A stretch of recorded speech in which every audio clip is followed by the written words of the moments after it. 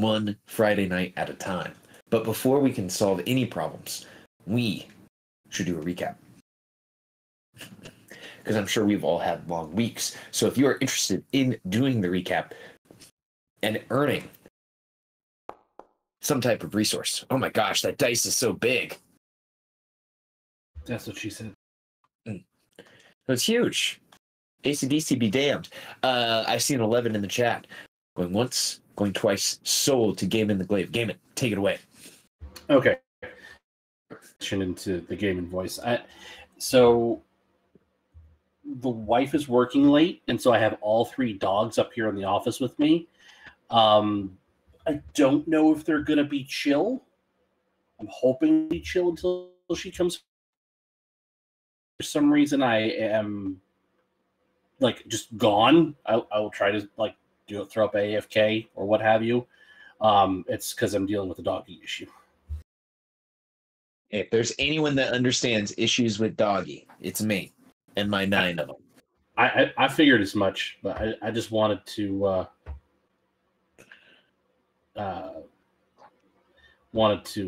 say something. All right. Yeah, right. So previously, we were fighting, and we decided, sort of collectively, independently, that we were going to get to the bottom of what was going on.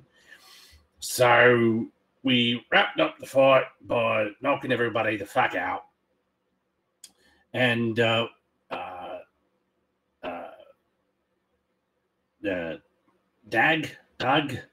the lady,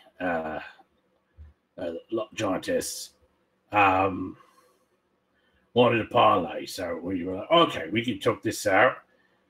Not sure if we trust her, but we'll see where this goes.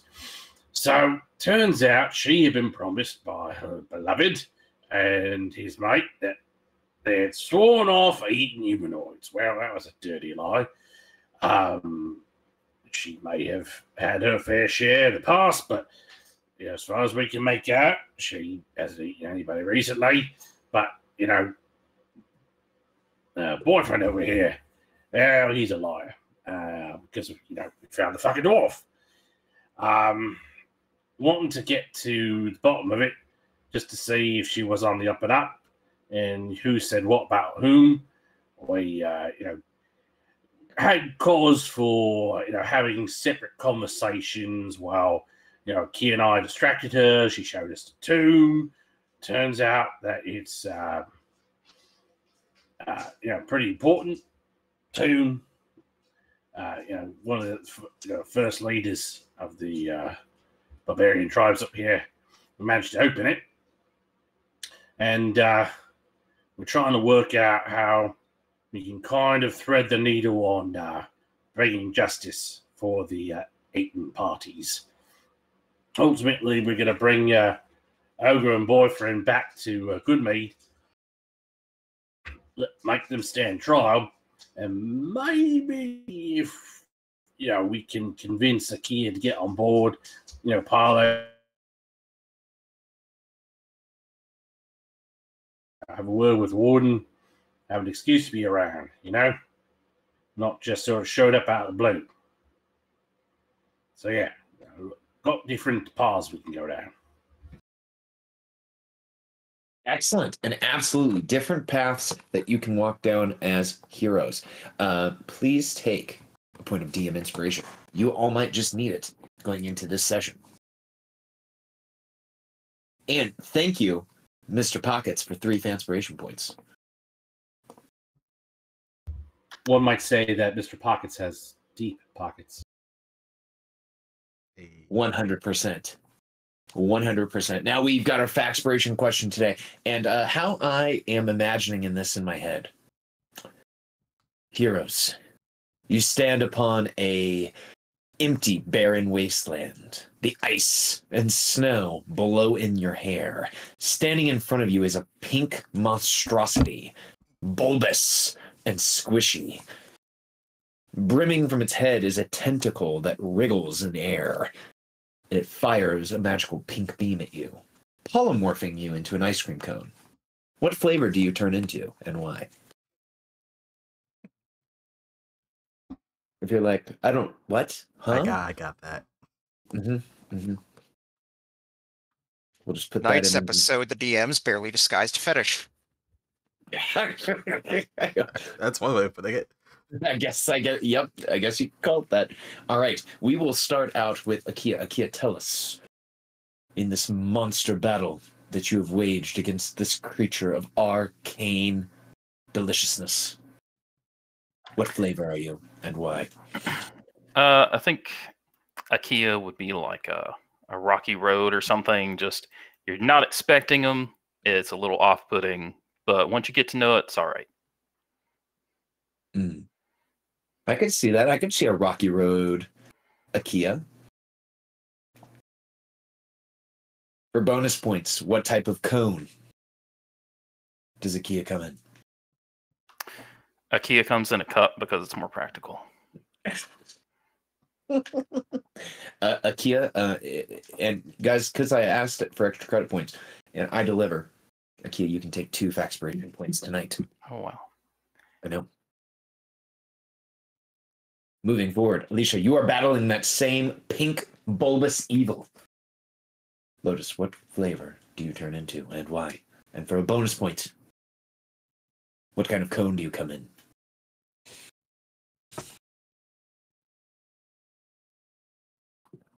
Lotus or Alicia? Let's do. Sorry, I think I said both your guys' name because I'm drinking some delicious smoothies right now, and it's just making me just go crazy. So let's start with Lotus. Lotus, tell us about your ice cream. All right, sure. Last time I went to go visit my brother in Seattle, found this really cool ice cream place called Salt and Straw, and they do some really good ice cream flavors, some that are a bit more normal and some that are a little bit more off the wall. And I was looking at their current menu, and I saw this one come up here. This honey lavender, partially because of the color, which I think matches her, but also, and of course, the floral arrangement here too. That, and also I think it's something that she would probably just enjoy, just because. I love that, and absolutely, I could see that happening. We see the fight breaking out, busting out, energy beams shooting everywhere, and then boom, Lotus has become a scoop of honey lavender. Thank you, Lotus. As for the cone, I'd say it would probably be like the one if you've ever had one of those like drumstick cones where it's like a waffle cone, but it's got like that chocolate lining on the inside. Mm-hmm. Mm-hmm. Yo, this is gonna make me want ice cream. I don't know about y'all. Well, Lotus, you can take 2 faxpirations because you might just end up needing them tonight. So now we will ask Alicia. Alicia, tell us, in this fight against this evil that knows no equal, what ice cream have you been turned into? I think Alicia would just be a very simple vanilla flavor ice cream. Not a lot of frills, simplistic, still good flavor. Yeah, I think that kind of would fit them pretty easily. As for the cone, I think a waffle cone. I can see it, absolutely. And you know what? I feel like an ice cream parlor, their strength, how good they are, is defined by how tasty is their vanilla. If you've got a strong vanilla, then I think you're good. You gotta have the basics down. Absolutely. Absolutely. Alicia, you can take 2 faxpiration points. Now, last but certainly not least, Gaiman, tell us, what ice cream have you been turned into? I feel like cheating off the smart class, and I was also going to say Rocky Road, because I was thinking like there's what the player likes, and then there's what like the actual character would be, and I was thinking like originally like maybe Moose Tracks because it's like Rocky Road, just like there's the addition of peanut butter, but Not everybody likes peanut butter in their ice cream. That's the different thing. So maybe I'll have to go one step over, go with moose tracks, just to differentiate the.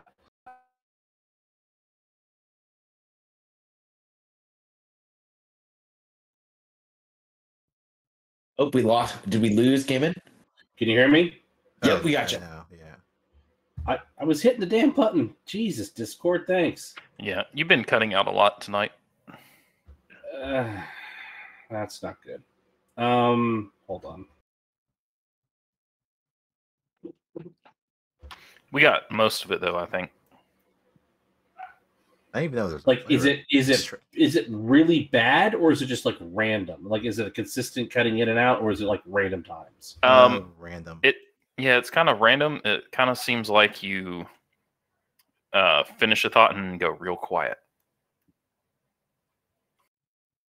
I have no way of troubleshooting that. Really don't have any kind of specialized setup. Maybe the mic's going bad? Well, if I it don't happens know. again, we can tell you if it happens. Please do. Yeah, please do. So we got that Gaiman would become moose tracks. Yes, ultimately. For cone. Yeah. But I would, instead of doing the drumstick cone with the chocolate inside, I would do a you know what? We'll have Gaiman have a little bit of flair. We'll do a partially dipped waffle cone with sprinkles. Because why the hell not?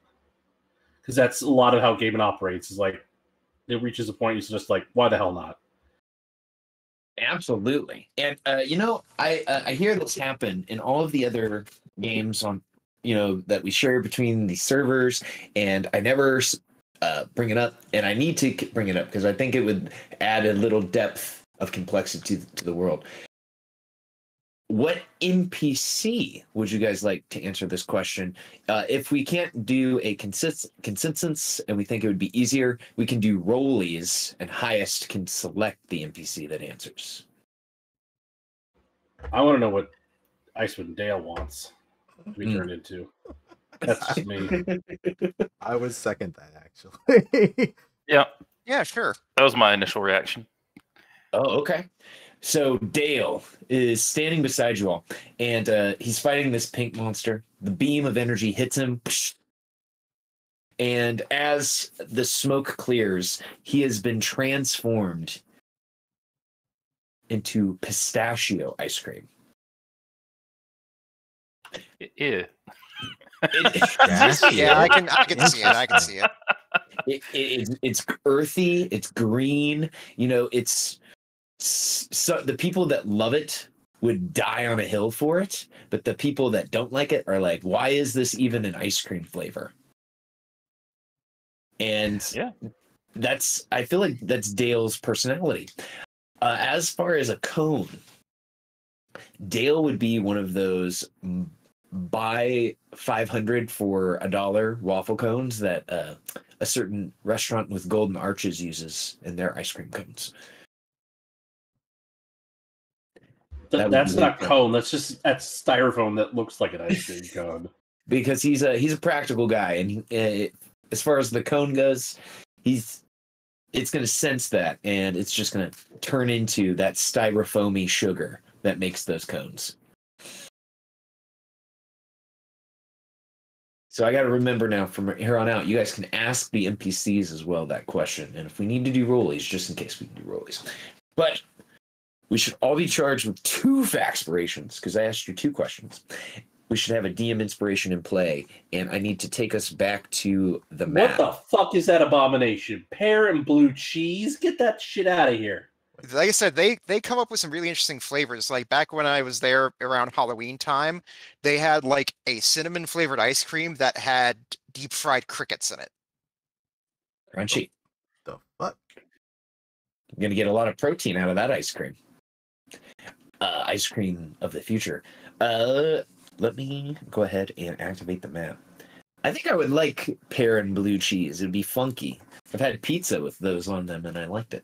So if I liked this pizza, I definitely. Oh, wrong map, guys. I was talking about food. If I liked it on a pizza, I would definitely like it in an ice cream. Pepperoni ice cream coming your way. God, no. So, in our last session, I believe we ended as Friend brought you all to his room, and he opened up a gift bag, and it shone out a golden light upon the party, and we had a cliffhanger right there. So Orf, what you're telling me is that this dude right here, he's got sunshine in a bag. Yes, he does. And, we don't want to say anything else because I don't know how litigious the group that put those lyrics together is. Just so you know, there is no music playing. Oh, I thought that I put it on, but I am very bad about actually putting it on for everyone else. I'm like, I'm listening to some good music.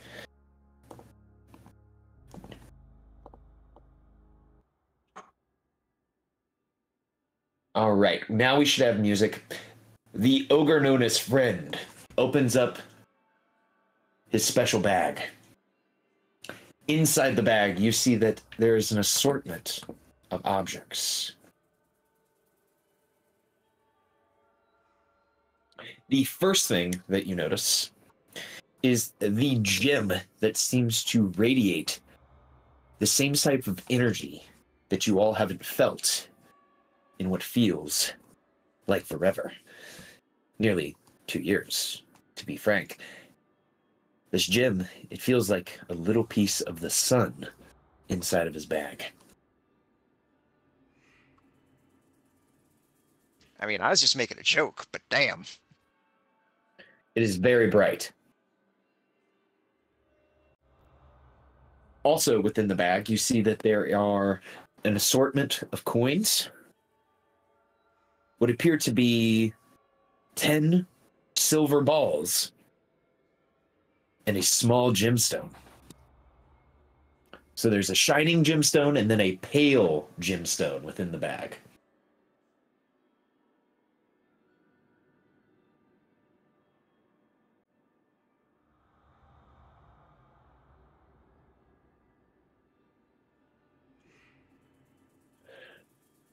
Like I said, I've got treasures here in my bag.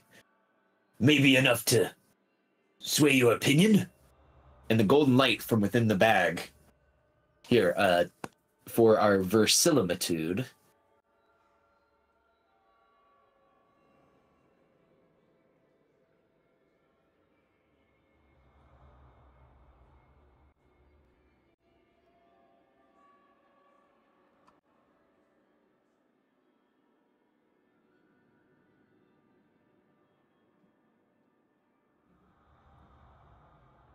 The ogre looks quite excited as he pushes the bag closer towards you all.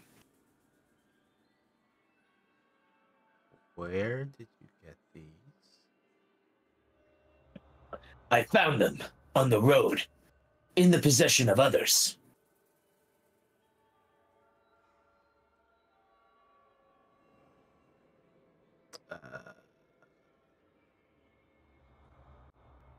Don't worry, they're long dead.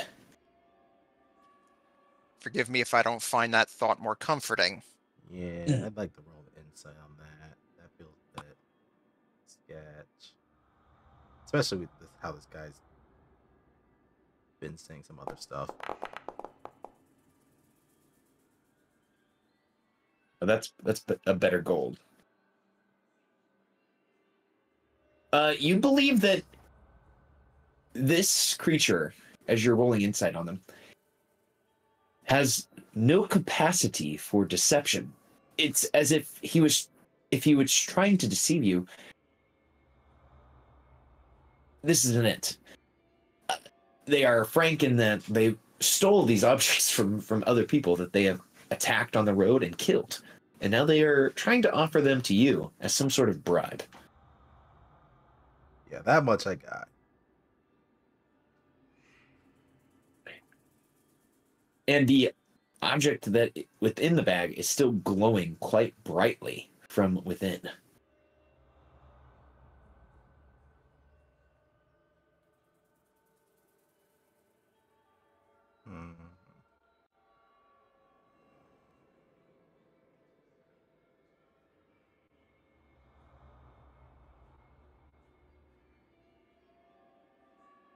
Would you like to see? You could touch object. You'll forgive me. My friends here have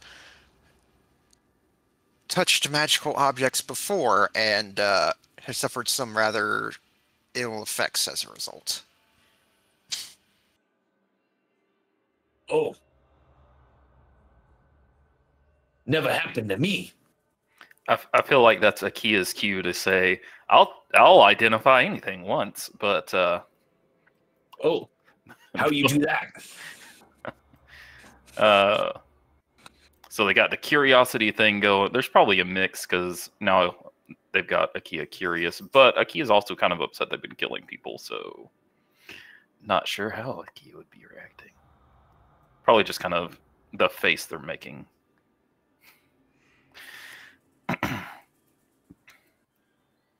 Sorry, I interrupted before I knew what Akia would actually be doing.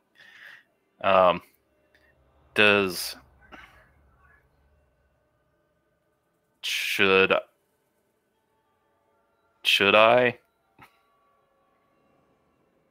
see what we have here? Alicia's eyes are very much eyeing that radiating stone. Yeah, I'll look over to Alicia as I see that, and I'll just sort of whisper to them and say, like, do you know what that thing is? I have no clue.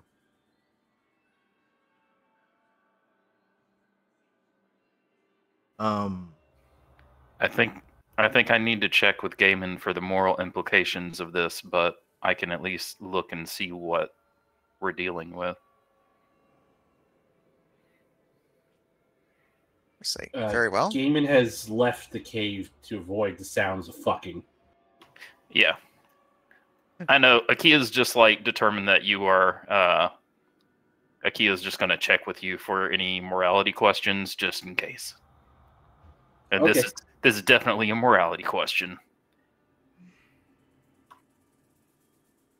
I'll walk up to friend here and say, well, my friend, Akia, and I'll point behind him, knows how to identify such things. Hold it out to them.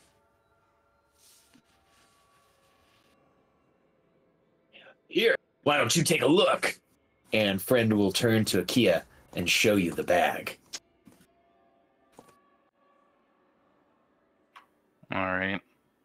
Akia reaches for the bag and says, all right, I'll take a look and see what it is that you have here. And he'll reach for the bag. Will friend give him the bag? Yes. All right. He's going to take the bag and he's just going to set down right here and sort of just open it up real wide so that he can try and identify the items that, not the identify spell, just trying to identify what he's looking at, and then on that one stone that's obviously magic in some way, they'll start ritual casting identify. All right. And that will take about 10 minutes of time, correct? Correct. Okay, during that 10 minutes, out of breath and drenched with sweat, the two Verbeegs come out of the cave. Gog, looking satisfied. Doug, looking exhausted. He collapses near the goat pen, unconscious. Gog removes from her equipment bag a long stogie, lights it in the fireplace that once was roasting a dwarven body, and smokes, watching the flame dance across the cave wall. As that is happening, what are Alicia and Lotus getting up to? Well, I would say Lotus is just sort of like, it's like, she doesn't want to leave a friend alone. here with Kia, so just keeping an eye on him while Kia's doing their ritual. And all the while, I'd say like she's just sort of thinking to herself about how she's going to try. I guess now would probably be a good time to bring it up. Let's say, Kia, there's something I wanted to discuss with you. Okay. Well, I was thinking, perhaps when we bring Friend and Doug back to Goodmead, if they decide to confess their crimes to the people, perhaps we should suggest that instead of sentencing them to death, that instead we take them to Revel's End prison.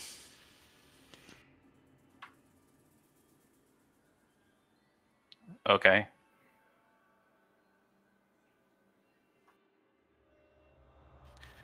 I bring this up because I feel that since you're the Thane of Goodmead, I feel the townsfolk would probably would be a bit more amenable to the idea if it came from you. Oh.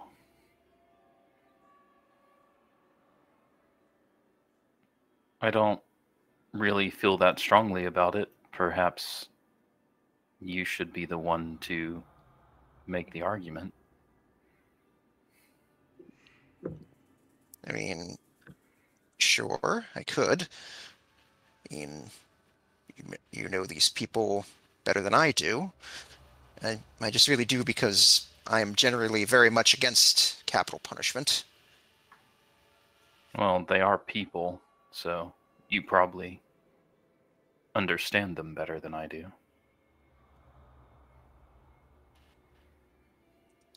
Akia, you're implying that you don't think you're a person. That's not what I meant those words to mean.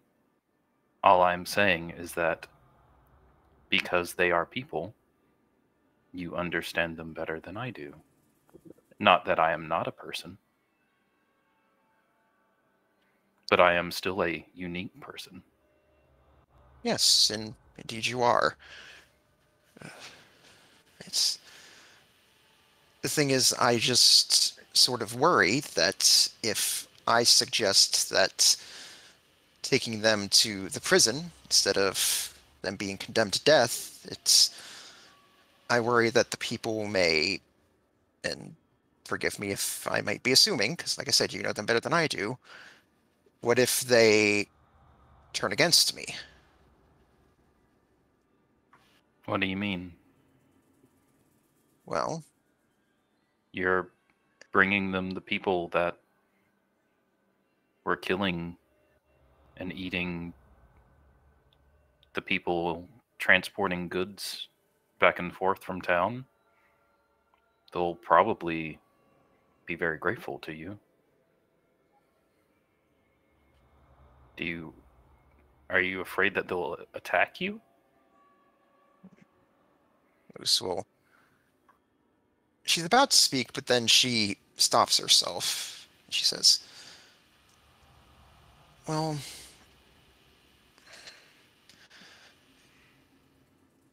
you know I come from a different world, a world that in many ways is, and I don't mean this as an insult, is more advanced in many ways than here. In fact, the way this world I've seen operates is it's a lot like my world, just in the past. She's confused, not sure if you understand what she's saying.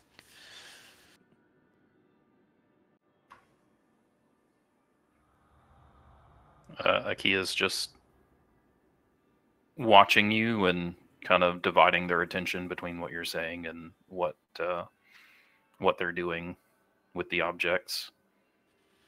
Well, Doesn't seem like Akia has anything. Doesn't seem like you've struck in anything. all right. Well, you see, before the system of laws and law enforcement that is used on my world, one of the things that would happen to people like who committed such crimes as Friend and Doug is, well, many times there wouldn't even be a trial. The townsfolk would find the people that did it and usually just put them to death very quickly. Now, I just worry that well, they might want that, and if I try to argue against them, well, they might see that I am to meet the same fate.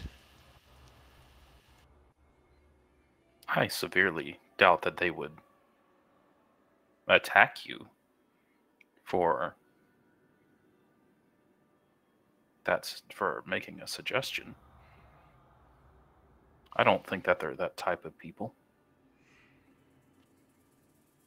So you're thinking it over, and she give a bit of a nod and say, perhaps you're right. I like to think that, I'm immune to biases and prejudices, being the victim of several of them myself, but I guess even I'm not immune to such things. I am only humanoid after all. I've made people angry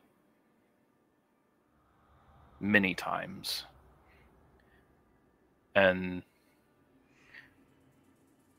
other than certain followers of Auril, none of them have tried to kill me for it.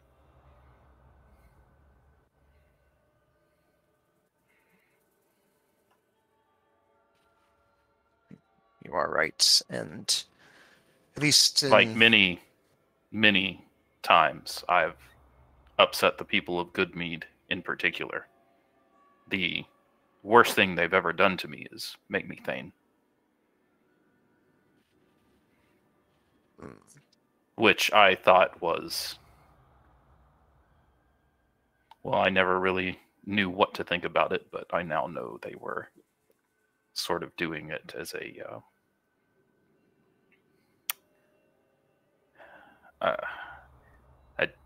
joke slash punishment thing for kind of like, if he's not around, then we don't have to listen to him talk anymore. That's the worst that's ever happened, and I've probably made them much more angry and broken many things that I repaired, but broke many things that probably much worse than making a suggestion about how to punish a criminal that you yourself caught.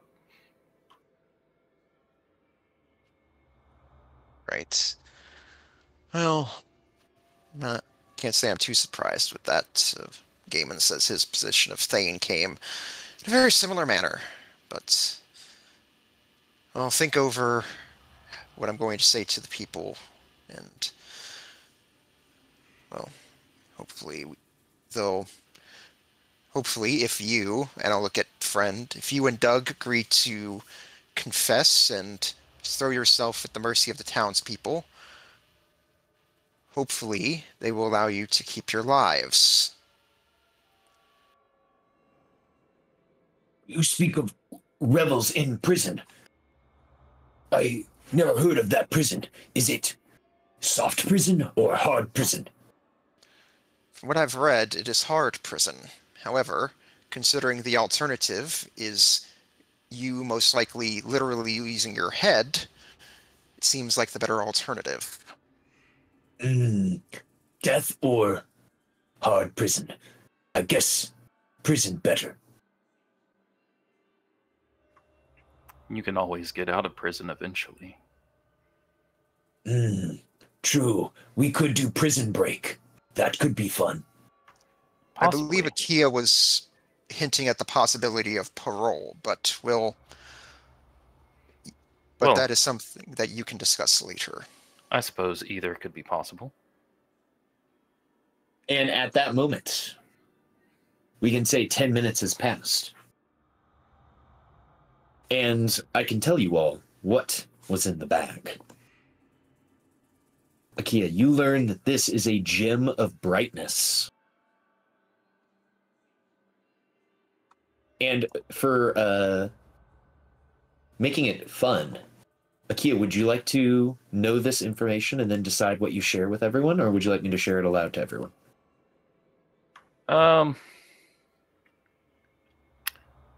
Do we need to? Do you? I mean, normally Akia's pretty upfront with this sort of thing, but you're making me wonder, Orf. Should we go to secret chat and you tell me something? No, this isn't that type of item. Okay, then I would probably just say it out loud to everybody. Okay. Just as the same thing that you would be saying. Sure. So this gem has 50 charges. While you're holding it, you can use an action to speak one of its 3 command words to cause one of the following effects. The first command word causes the gem to shed bright light in a 30-foot radius and dim light for another 30 feet. This effect doesn't expend a charge. It lasts until you use a bonus action to repeat the command word or until you use another function of the gem. The second command word expends 1 charge and causes the gem to fire a laser beam at one creature you can see within 60 feet. The creature makes a Constitution saving throw or becomes blinded.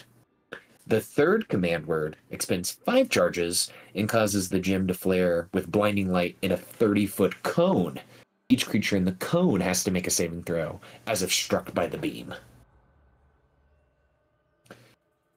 When all of the gem's charges are expended, the gem becomes a non-magical jewel.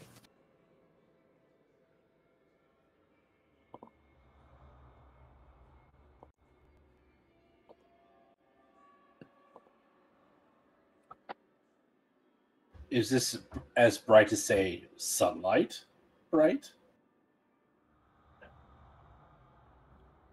So I would say, as your GM, because we are playing within the rules, because it doesn't say sunlight in it, it doesn't create actual sunlight. Unfortunately enough, it does create bright light, that we do know, and it's light strong enough to blind. So if you were fighting a vampire, for example, and all of their powers are turned off by sunlight, this would not turn off their powers. Blah, you blinded me, but I am not burning. Blah. Mm-hmm. It's a laser gem. So I can give the gem of brightness to Akia. The other objects that you find are much more mundane within the bag. I will share those right now. You find a nominal amount of silver pieces and copper pieces. You find a moss agate gemstone. You find a healer's kit, a hunting trap, and the silver balls were silvered sling stones. The big prize there, of course, being the gem of brightness. That was a little too fast. Could you put that in chat, maybe? Oh yeah, I'm gonna put that in your guys' treasure chat right now. Thank you. Treasure chat has been updated with those objects in Discord. But the gem of brightness is on Akia's sheet. All right. Yeah, so funny enough, as you say that, Akia's I hate it, you guys. I hate it. But Akia's gonna hand the bag back to Friend. Because it's not theirs, it's Friend's. I have no problem with that. What are you doing? Well, I've finished identifying all of the items, so we know that what we're working with here. This would probably go a long way to asking for forgiveness from the townspeople.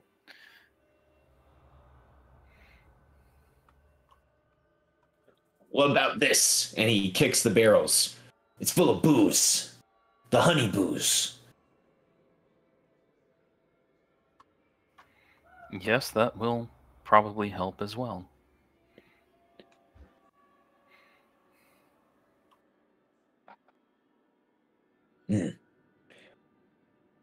Good. Friend happy. Maybe my stay in prison won't be too long. And it here sounds like the sounds of lovemaking have finished.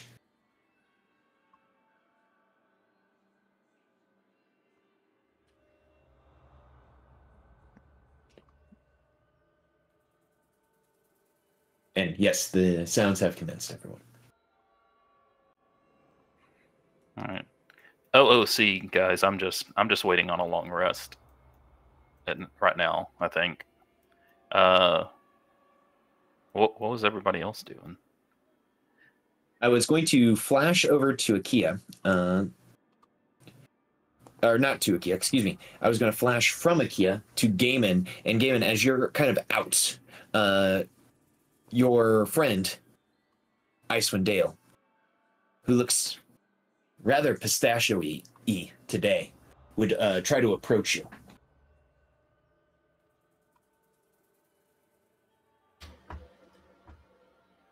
Oi. What's up? Oi, Gaiman. You know, we haven't had a lot of time to talk since we were separated by that magical tornado that sent you far away from us. I didn't get the chance to tell you. I'm glad you're okay. That's such an earnest face.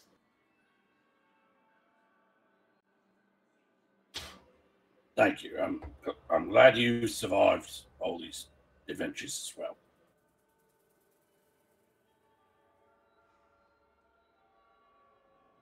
You know, with all the stuff that we've seen, all of the monsters that have popped out of the snow and ice, all of the creepy crawlies that have tried to ingest us, I think the scariest thing that we've seen is the militarization and the total and complete brainwashing of the people that we've essentially sworn to protect.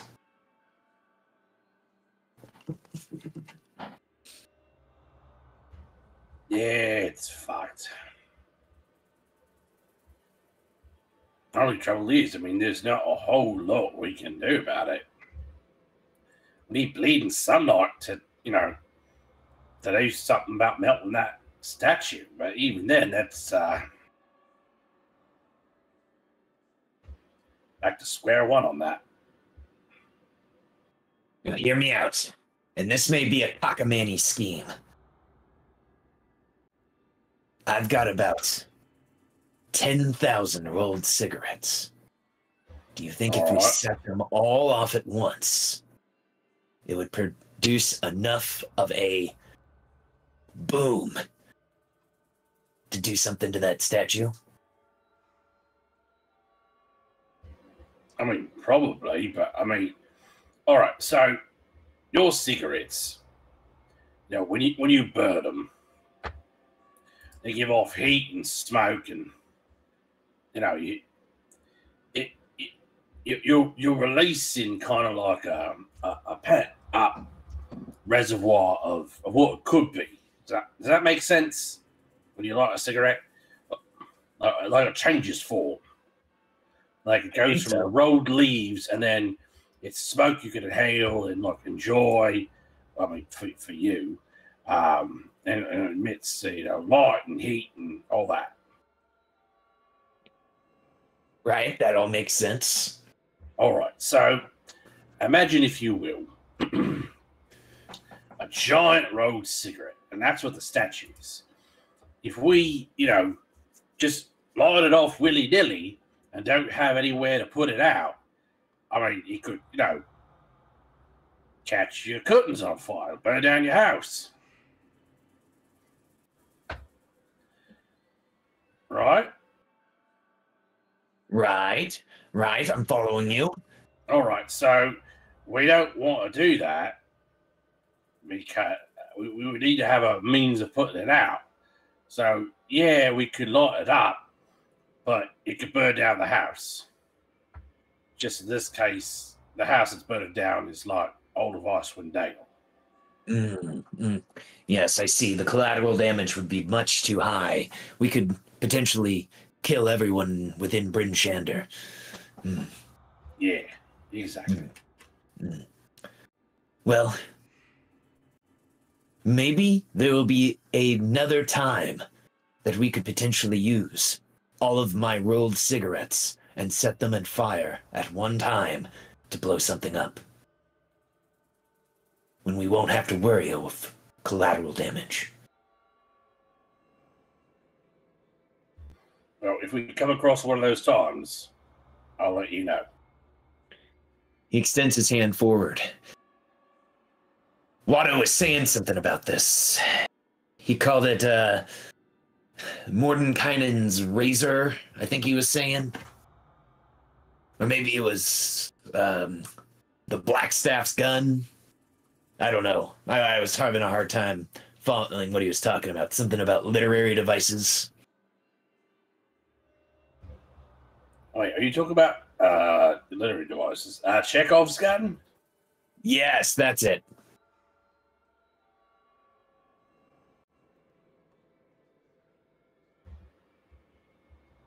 Gotcha. Gaiman, as someone who has a very high intelligence, this man does not have a high intelligence at all. So I don't know if this conversation is hurting you or if it's helping you relax. Yes. It is both painful to have, but it's not nearly as painful as listening to two Verbeeks bucking. And this is OOC. I've always wanted, if I had a new player come in to take over the role of maybe a beloved NPC that the party had, and if anyone ever was to take on the role of a beloved NPC in Icewind Dale, there's only one NPC that I would hope they would take over. Icewind Dale? It's Icewind Dale. He sighs. Well, you said that there was some type of crypt in there, a tomb? Yeah. It's the buried remains of one of the first, I guess, recorded leaders of the barbarian tribes up this part of the world. Centuries old. We were talking about being able to speak with her, and Amy gets some insight about magical items she had. Ooh, that sounds really fun. I'm going to be close by just in case. I want to watch this. All right.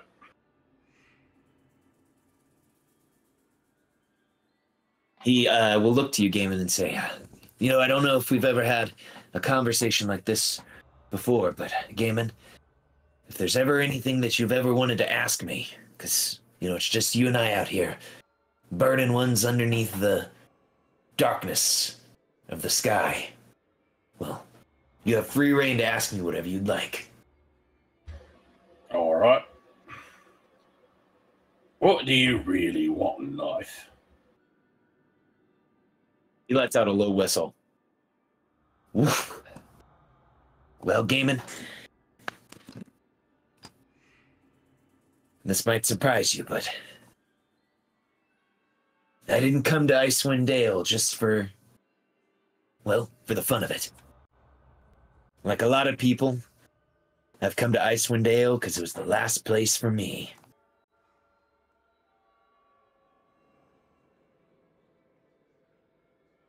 To escape.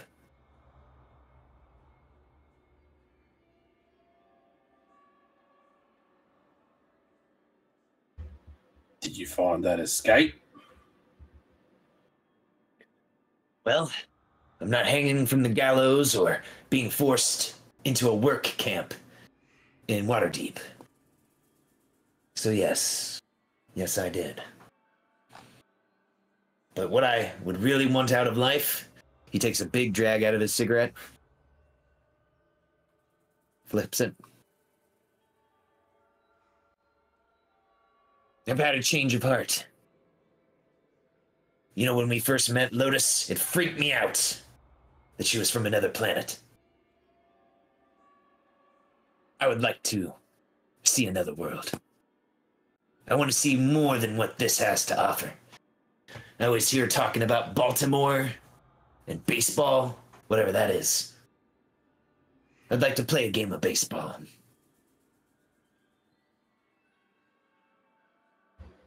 Well, I mean, in the meantime, while we're trying to figure out the whole interplanar travel business, I mean, you can have a teach you the rules. My understanding it's a team sport, though, so you need, like, a bunch of people. But maybe that's, what they call, like, a team exercise for the towns, you know, once we can get the Auril freaks sorted.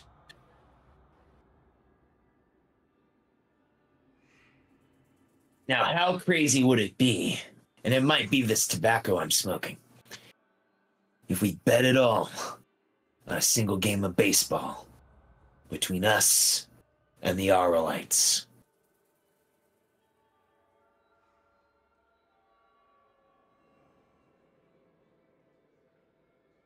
I mean, that'd be pretty fucking crazy. I mean, those fuckers will cheat. And like, at least if we're going to do something, let's put ourselves in a position where we can cheat back effectively. Well, should we go ask Lotus what's the best way to cheat at baseball? I mean, we could. I don't know if we want to do that. And to be perfectly honest, I do not want to go back in the cave until things quiet down. You catch my drift. Absolutely. As this conversation is happening, a slightly singed gnome will call out to everyone outside of the cave. Hello, everyone, it's me, Nabanaker. I just wanted to inform everyone. The boots have been laid to rest. The beast with two backs has separated. And all other metaphors referring to the act, they have calmed. For now. All right, well, I suppose now's as good as time as any. All right. And Icewind Dale will light another cigarette and walk in towards the cave.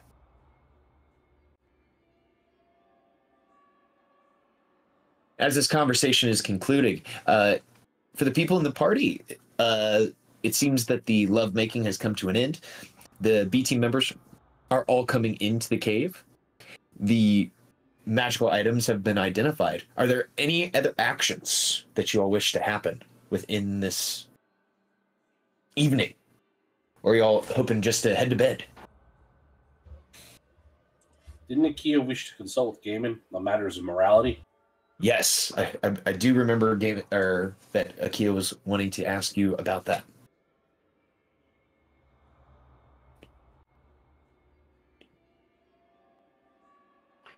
I don't remember what question Kia had.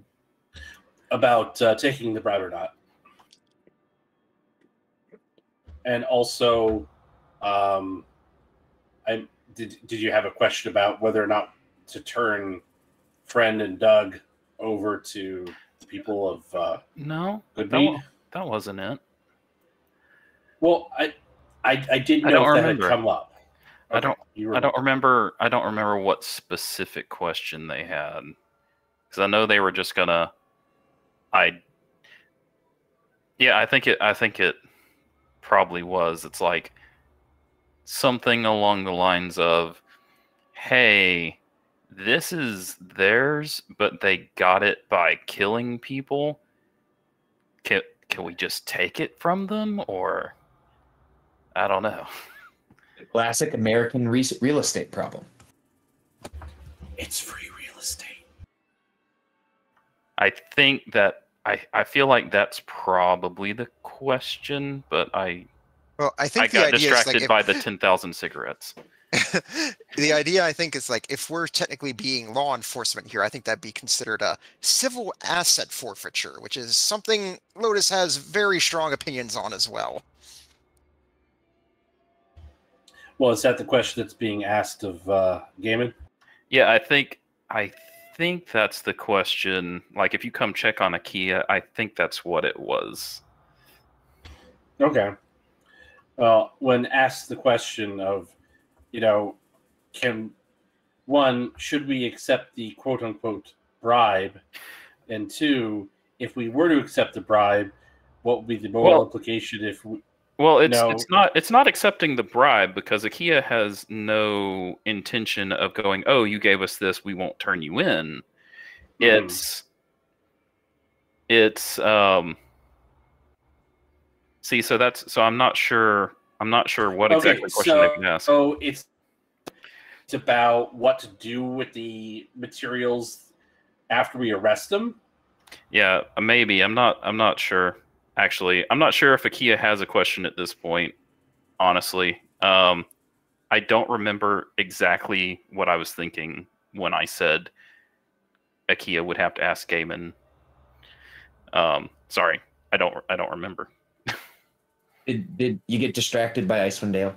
I did. I got distracted by the idea of 10,000 cigarettes. I tell you what, Gaiman and Icewind Dale are going to approach Lotus and ask her about cheating at baseball, the feasibility of it, and perhaps that will shake something loose. Hey. All right. So I guess Lotus would have come in and talked to Gog and giving her the rundown of what the plan is to take the gentleman back to Goodmead and hopefully throw them at the mercy of the people, and hopefully they'll agree to a sentence at Revel's End.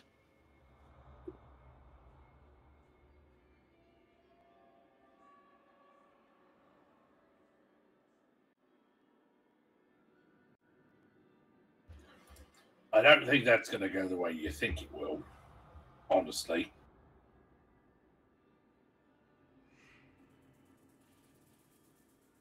Well, IKEA has assured me that the people will be at least somewhat amenable to the idea. Based off of what? IKEA oh, see, IKEA never said that. IKEA just said they wouldn't attack Lotus for mentioning it. Yeah, that is what he said. I mean, I love the guy, but I mean, he doesn't always have the best read on people. I mean, you're basically taking away, meat scraps and bone away from a pack of dogs. If you do that, they're hungry for it. That might not go over so well.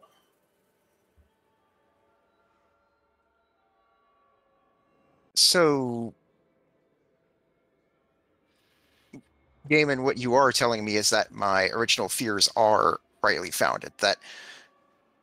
Because here's the thing I told IKEA that I was basically worried about is that if I plea for mercy on their behalf, then, well, I'm the outsider. I'm the one with the magic powers. Well, and these folks have already burned one witch, so who's to say I'm not going to be the one roasted next?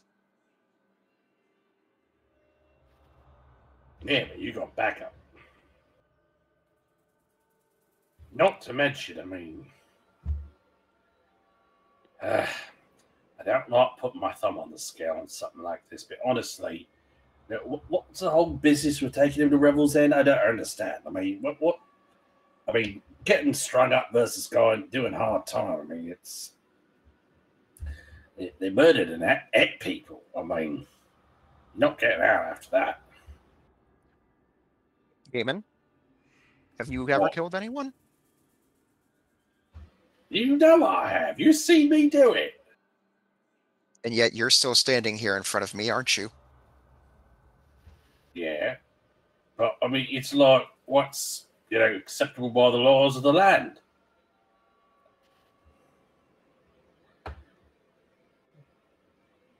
I mean, you've killed people. I'm not saying that, it's the act of killing. I'm saying that it's, well, these townsfolk, they're the ones that have been victimized. So they're going to be looking at things from their perspective. I mean, Well, if you're right that it doesn't matter, if we're taking the threat away from Goodmead and putting them away in Revel's End, if it serves the same purpose, yet there's blood on no one, yet no one gets to be the executioner, what's the issue there? it's not the issue. It's the problem isn't your logic. On logic to a situation where they're not going to be logical. Precisely. And that's why we should not allow them to give in to their want for vengeance, and instead try to convince them that the proper justice would be for them to serve time in Revel's End. I think you're going to need to have a plan B on that. I'm not saying don't try it. It's just, I think you got to be prepared to force the issue. That's what you really want. And I'm thinking that there's another reason why you want to add to Revel's End. Look, Gaiman, I admit that my reason is not entirely selfless. I'm not complaining about that. I'm just saying, if we're using one situation to advance another, how far are you willing to go to achieve your goals? So you're taking a deep breath and then let it out. Gaiman, I'm willing to fight for what I believe in. All right. Sometimes that means you got to get your hands dirty. All right. If that's the play you want to make, I'll back your play. I'm just asking the questions. Hopefully you understand I'm asking it in a respectful way, so we look at it from all different perspectives. I'm not trying to talk you out of it. I'm just trying to have you see how the different avenues could go, if that makes sense. Absolutely, Gaiman. And I do appreciate that. I will say that you've been, and I do mean this, you've been a good friend to me. In fact, I think if I ever had a brother, I'd want him to be like you.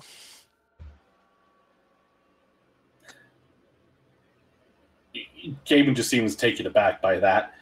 And you see him like trying to start to say something, and then he stops, and it starts again, and just stops. Gaiman, are you? He notices like, Gaiman, are you all right? Is Akia all right with you making a decision about his town, basically? Well, I offered to let him make the argument. Being the Thane, I thought he might have a bit more pull with the townsfolk, but he figures, much like how you were given your position of Thane, it was more of a position of honor and more of a way to get him out of the way. I could see that. All right, well, if he's not diametrically opposed to your plan, we'll see how it goes. Also, I did want to tell you, Gaiman, about cheating at baseball. I wouldn't dream of it. And then she starts giving you the rundown of a guy named Pete Rose who suffered some very harsh consequences for doing just that. Listen, I'm not trying to besmirch your game. It's just that, if, the idea that Dale put up was that, you play a game of baseball for the whole shoot match, and that's all fine and dandy, but we know those fuckers are going to cheat, And so the only way to do, balance the scales is, well, cheat back. Only, cheat better. Well, I'd imagine the thing is if you're going to cheat, you really have to know the rules, and, well, I think we'd have home field advantage, since, well, I'm the only one of us who really knows the game that well.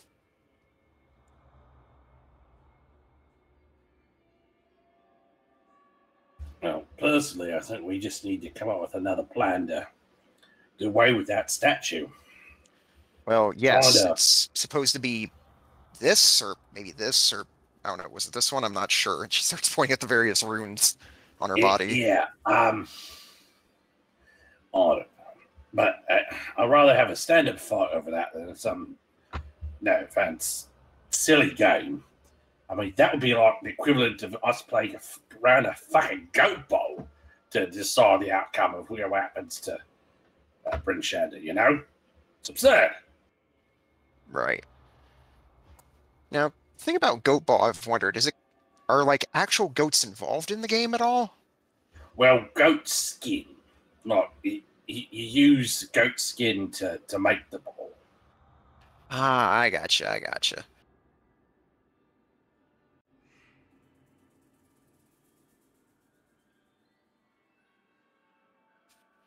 And then we could just sort of hand wave that you spend the next bit of time explaining to Lotus how Goat Ball works. I think there are some instructions on a wiki somewhere that I read. I want to say it's a combination of. So those games we all would have played in primary school where you stand close together and you start throwing like a water balloon or an egg back and forth. Whoever fucks up first loses. Goat Ball's kind of like that. It's a combination of dodgeball, King of the Hill, and like American Gladiator. If that makes any sense, because you're at an elevated position, throwing the shit out of a medicine ball basically at somebody's head to knock them off. If we would like to, this is a weird term that I don't know exactly how to title. It's a Saturday morning cartoon cutaway to the top of the spine of the world, to Worm Doom Crag. Several Goliaths venture toward a elevated platform covered with tree stumps, boulders, even some calcified bones, carrying a mace-shapen ball made of stuffed goat hide. As your DM looks at the rules in this adventure module for Goat Ball, and he rubs his hands together. That's my way of saying yes. There's an official Goat Ball rules in this game if you guys decide to go hang out with the Goliath clan over there in Worm Doom Crag. Adding it to the to-do list. Yeah. Unfortunately, it's kind of low. Let's see.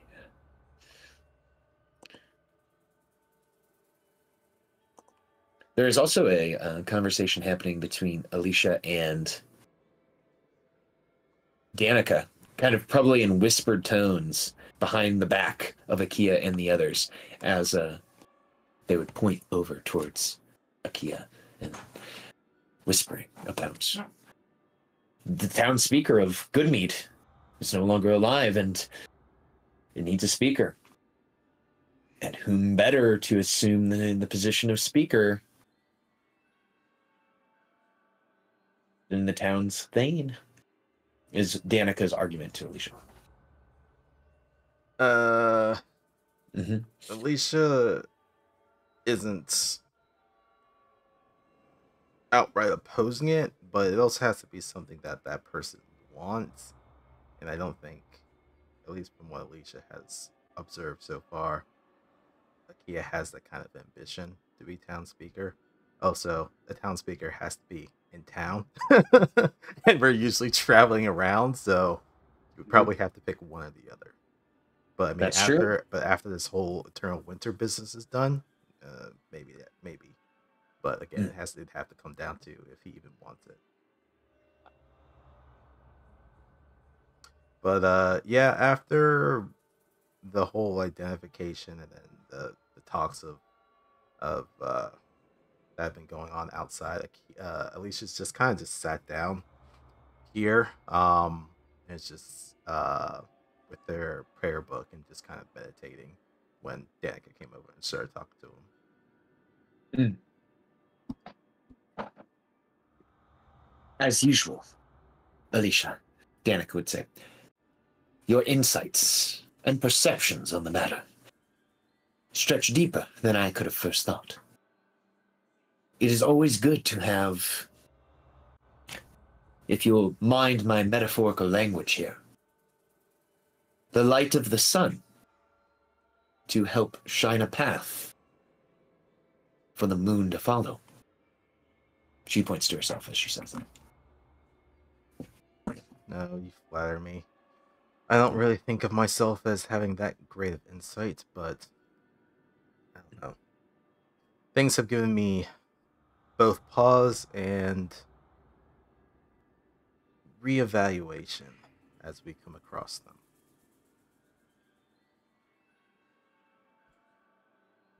Indeed. She will open her journal and she looks at the calendar.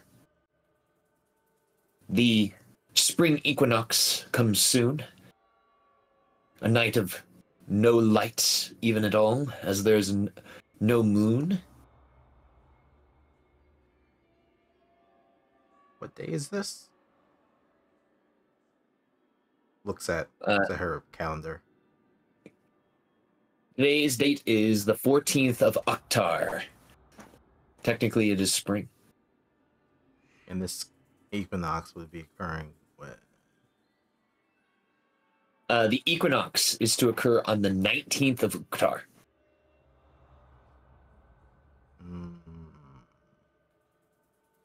4 days.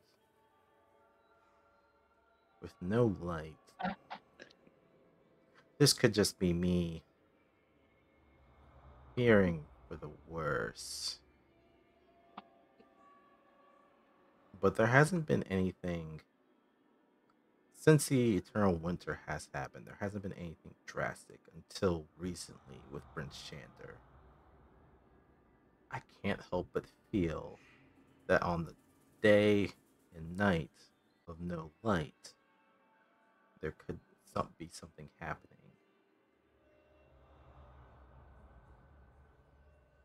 I hadn't even considered this possibility. Let me write that down in my journal, just in case we forget it.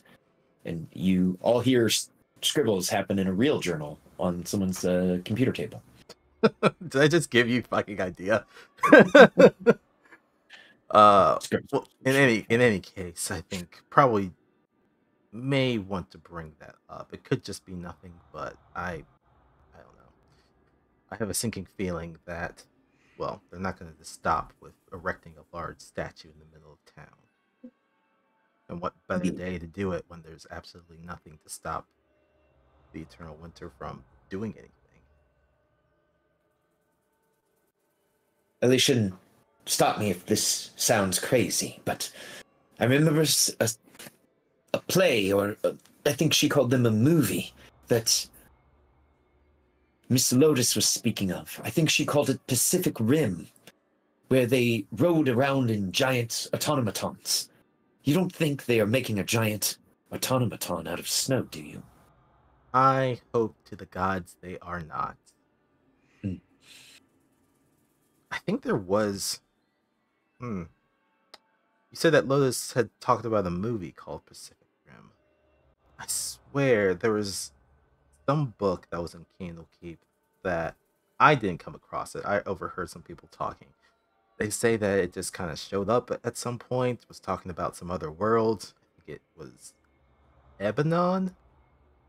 Something along those lines, where there's more robotic-esque creatures that roam that world, and some as large as, well, large as the largest towers in Baldur's Gate or Water's Deep.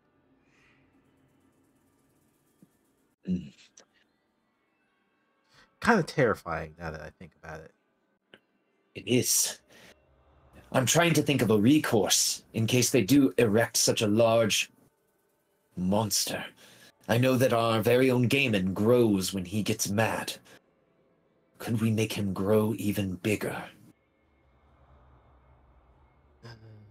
Well, we don't know of any 1,000-year-old witches that are capable of such spells. The only witch that I know of is Sanar outside. But it's something to consider. Maybe Solune has such a power. She lives on the moon. Maybe. Oh no.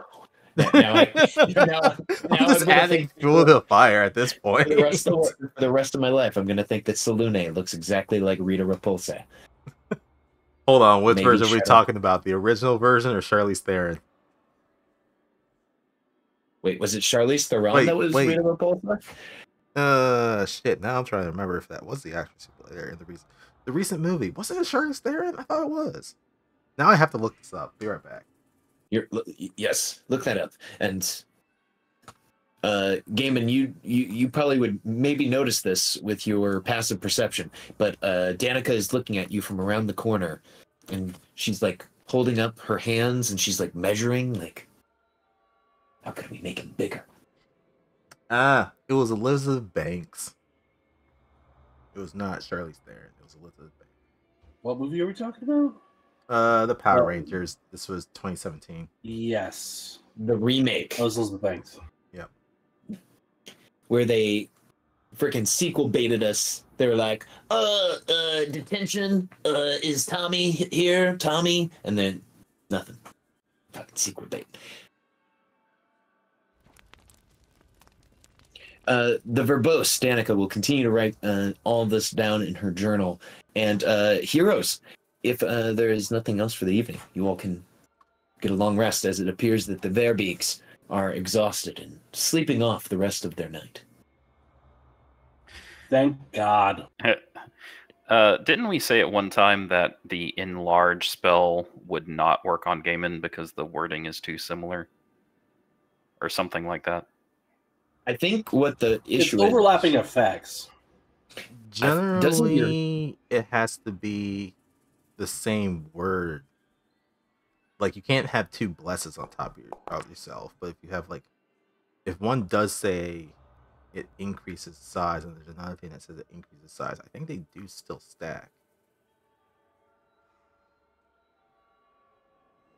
So here's the ability. Starting when you choose this pass at 3rd level, you become a Titan in anger. When you begin a rage, your size doubles in all dimensions. Your weight is multiplied by 8. This growth increases your size by 1 category, from medium to large. For example, this size increase doesn't stack with similar size increases, such as from the enlarged. Calls it out. Okay. Because I think maybe later on in the class, it lets you get huge. This is the Titan Barbarian, or whatever it's called, the Giant Barbarian subclass. Colossus. Yeah, okay. Yeah. Yeah, it does. Yeah, I think at like higher levels you go from large to huge. And I think maybe the confusion is there's also a Path of the Giant that also lets you get big. I think. Maybe it lets you get big. It does. Okay. Oh, the Colossus one's from Volda's, right? Okay, yeah. Yep. Yeah. Is anybody gonna interrupt the long rest before I switch out my spells? Or is everybody good? I am kind of curious about one thing. Like, since I sort of like vaguely hinted at Watto, wanting to ask me a certain question, how's he been acting around me as of late? He's been acting a little nervous because you dropped the marriage question. He just wasn't expecting that. All right, I guess I'll tell him, say, look, Watto, I'm sorry if it seems like I'm going kind of fast. It's just, with all of this, really risky stuff going on, it's just, I just want to take my opportunities where I can. But if you're not ready for that, that's fine. We don't have to go that far just yet. Of course, dear. Of course. Just caught me off guard is all. I hope that my reaction didn't spurn you in any way. I've heard that, well, a woman scorned, hell hath no fury without. Yeah, that's interesting. That's a phrase I've heard on my word as well. But don't worry. I don't think there's anything.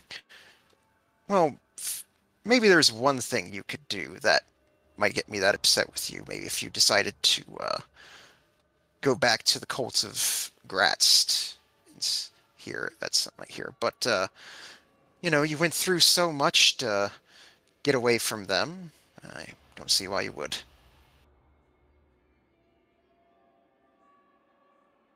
Hypothetically, if we are going to speak in hypotheticals, there's only one way, and I'll move Watto back in here. One way I would see myself back there. If you had been killed or trapped in an extraplanar dimension, and the only way we could pull you back out or get me there is by making some sort of dark deal with the Lord of Pain and Pleasure. Then, and only then, would I see myself back with Grazd. She nods and you see her smoking a cigarette. You bring that up, Watto, and I'm starting to think it reminds me of a series of novels back on my world. It's about cult very similar here. And she starts running down, like the Hellraiser series from Clive Barker with him. Oh dear. Oh dear. And he begins to write notes, and just in case, he's like, and how do you defeat these Cenobites? Is that what you say? Here's the thing, you don't. You're right. Mm-hmm. Like, that's the fun part. You don't. Oh no. Oh no. And he would have a mental breakdown at that. That's all for me. Party, you guys can hit the long rest button.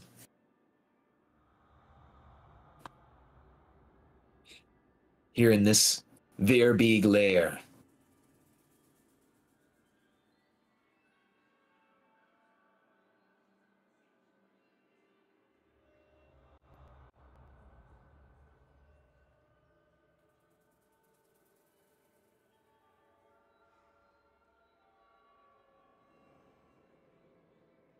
During the night, you are not besieged upon by 12 to 20 rabid goats.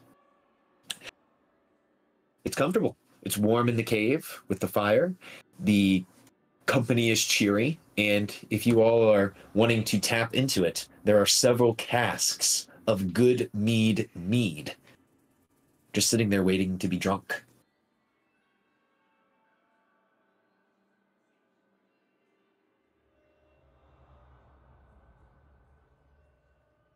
Hold on.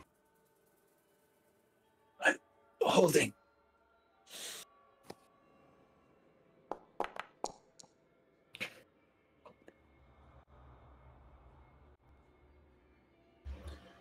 All right, so Gaiman's gonna get up and walk over to the casks, pause, and kind of look back at the group, and say, it seems a bit of a shame to let it just go unconsumed. I mean, it's meant to be drunk. Yep, it is meant to be drunk when it returns back to good mead. Yeah. Yes, I think traveling while we're inebriated is definitely not a good idea. What's this wee shit? I can travel drunk. Plus, imagine how they would feel if they had most of their goods returned. I think they may give you a better reward. Yeah, the reward might even be honey mead. You know how much you want some of that. I mean, yeah, but I mean, they don't have to know about one of these barrels being consumed. Cayman, resist the urge. Fine. Just saying.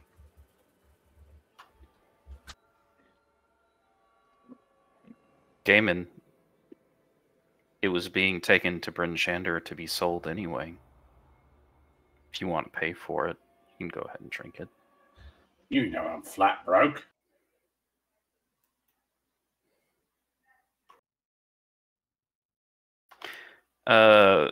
Orf, how much would I know one of these casks of honey mead would go for? I switched the music up a little bit. Let me check on that for you real quick. In the meantime, as I'm checking on that, a question is parsed to you by a member of your companions as you guys wake up for the morning. It is Saynar, and she would ask you all in her kind of imperious mummy voice. You spoke of the woman in the tomb. Do you intend on waking her to ask her questions? Similarly to how I was awoken? Or is she to remain in a more slumbered undeath? But is this the morning or?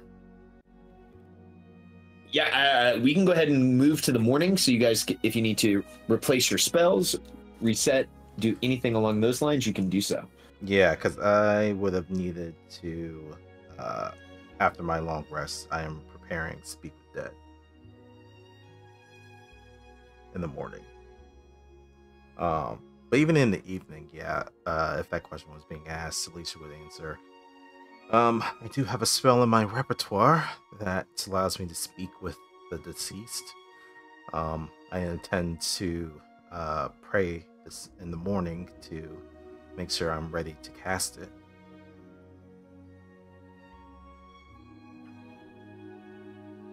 If I'm not mistaken, it is more of the undeath sort of no soul thing. But I'm not clerically inclined.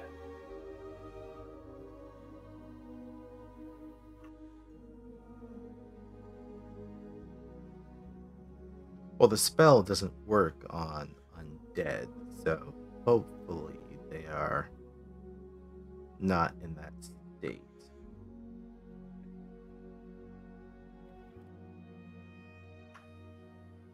I see. I think it best that, based on our recent track record, we keep the people we find in tombs as close to low levels of undeath as possible. Agreed.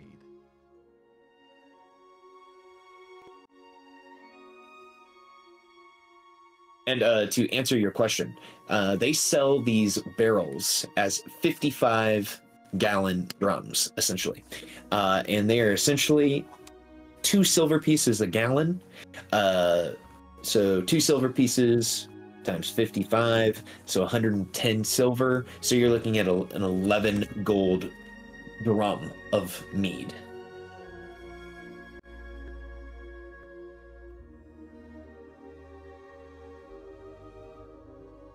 So for most commoners, they would have to work, 11 years to buy an entire barrel of mead. It's a lot of mead, Gaiman. You probably don't want the entire barrel anyway.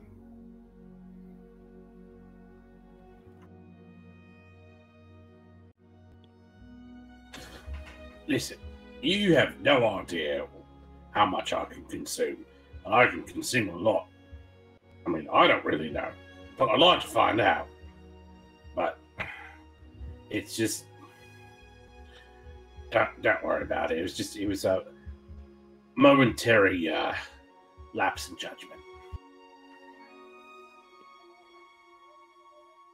I do wonder if any of these barrels were one that I've made. Does Akia impart a maker's mark? If they let Akia do that, he would have definitely kept track because he would wanted to know if he was doing a good job or not. So he definitely would have marked the batches that he made. Well, Akia, go ahead and roll me a D20, and on an even number, you find yourself a barrel that you've made in this batch. That's an even number, all right. Oh, here's one that I made. I always wondered if it tasted good. I can't taste anything. So I have no way of knowing unless other people try it. Tell me what they think.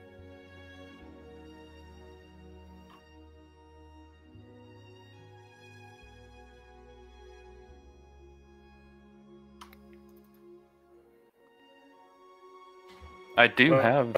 Maybe next time. Okay.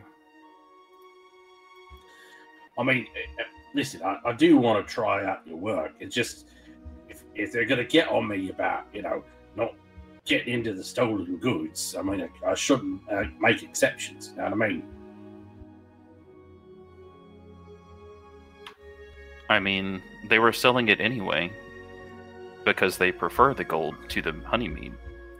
Right, but it's like, I'm not flat broke, but it's like any money I get, I made that down payment with the bloke for the immovable rod. I'd rather have that.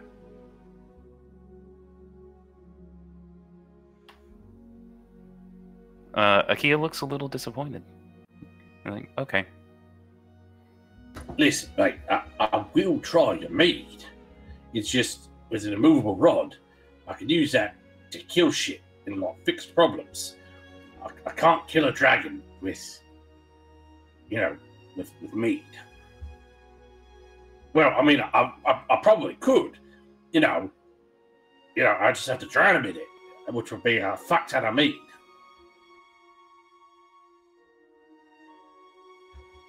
See, I could never drown a dragon in mead because the way 5e works, you could just hold your breath for fucking ever. Unless you can make them lose their breath. There's a line in there that if they have to take a breath, or you can somehow force them to stop holding their breath, which I would define as speaking or using their breath weapon, then they can no longer hold their breath. Also, Or punch him in the stomach multiple times. Yes. Can dragons be allergic to honey?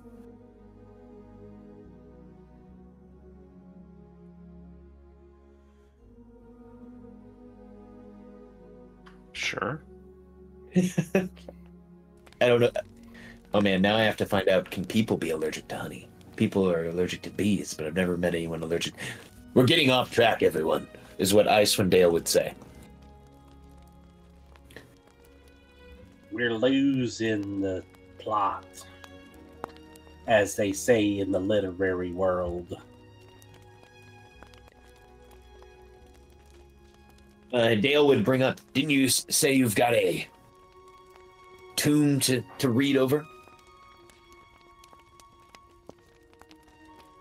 No, we don't have a tome to read over. We have a tomb to, where a person needs to be disinterred so we can ask them questions. Icewind Dale nods, and they will all stand up and begin to follow you guys very slowly as the Verbeegs are kind of staying put to where they're at. And Friend, of course, as they are still mightily injured from their fight with you guys. These Verbeegs and the ogre do not appear to have the blood of heroes that you all have that allow them to, or allow you to, recover from your grievous wounds or injuries so quickly.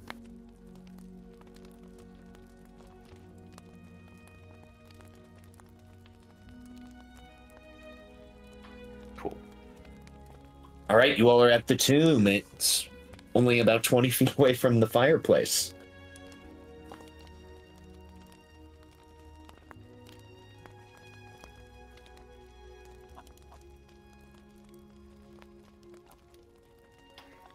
Are you ready, Alicia? Alicia's in the middle of setting up a couple of things. Mainly taking the lamp that they have, removing. I can't think of the actual word for it. Actually, no, it's screw it. They won't remove it. Essentially, just lighting the lamp that they have and kind of placing it on top of the. Or actually, we haven't removed it. We haven't put the. Wait, sorry. Words. The lid has been removed. It was never put back on, right? It was just sitting opened. Correct. Yeah, I ended up having to use the knock spell scroll for it because it was so heavy. Yeah. Okay. So it's basically just like lying partially cracked, probably in the corner here. Okay, so it's open. So then, yeah, Alicia takes out their lantern, puts it on the lip of the sarcophagus, lights the lamp, takes out their prayer book, starts saying some incantations. When you come and ask her if they're ready. Oh, as ready as I'll ever be. Shall I begin? Let's just look at you with a nod. All right. And they will continue speaking a prayer, weaving a arcane sigil in the air, and their eyes will glow with a pale light as they cast Speak with Dead.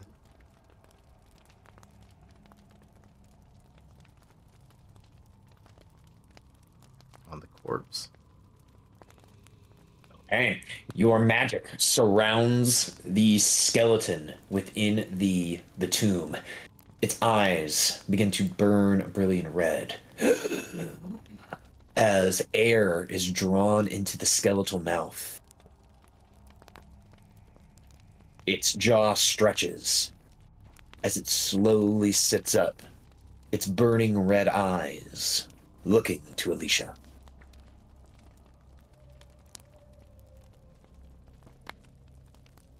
Hello. I have brought you back to the living in order to speak some questions. First question. Who are you?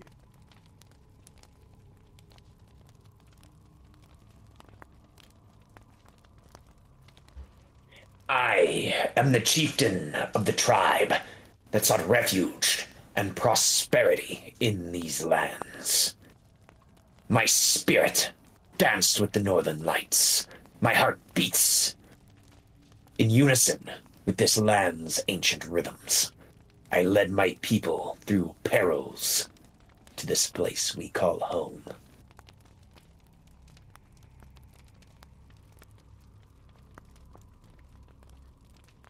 Do you know of a burial location that your tribe was to use in the case of your death?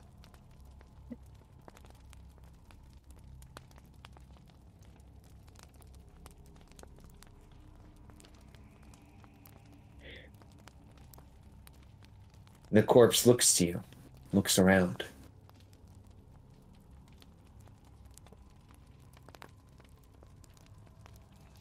This is to have been my final burial place. This cave is where we buried our warriors. This place is where we told our story. And you see the skeletal arm lift from the casket and point to the walls, tracing their story.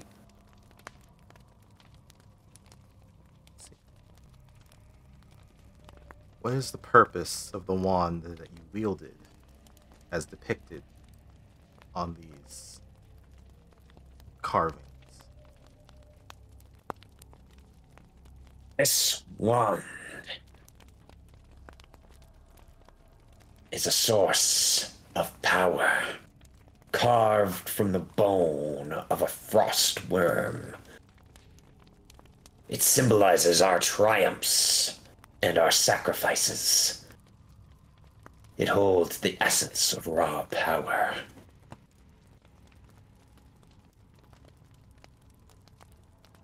You are a tribe of mighty warriors, and you the mightiest of them. Are there any other items of magical power that you wielded or held at any point? The skeletal creature lifts their other hand and opens it. This pearl.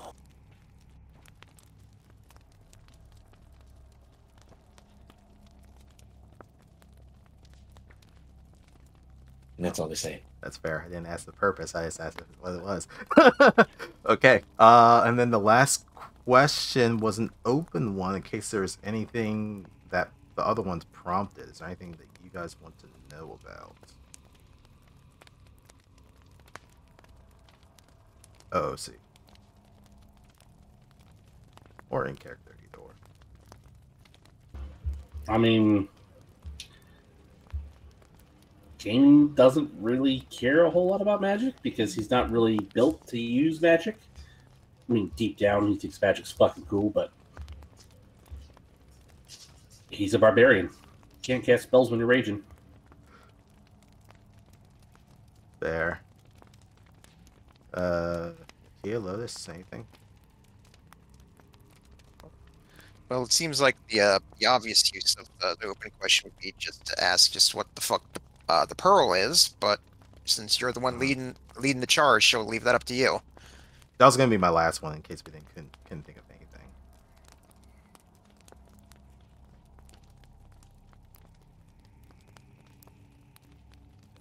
Your friend Icewind Dale will say, well, we should think about the question for a moment. I'm sure that our friend Akia could tell us what that magical item could do. Yeah, they didn't want me touching it for whatever reason. I guess they thought it was like cursed, maybe. So if you want to find out if it's cursed, I can identify him. Well, If that's what you were getting after. unfortunately, curses are not revealed through identify. Right. That's correct. As per the DMG. Yeah, So- unfortunately, you actually attune to the item to figure out what the hell's up with it. Right. So I kind of In that figured regard. you were asking about those items to make sure that they weren't cursed before I identified them. Yeah, I can use the last one for that. I was just Alright. wondering if there's any other questions you guys thought of. No. All right. These items of power that you wield, have any curses been laid upon them while you were using them?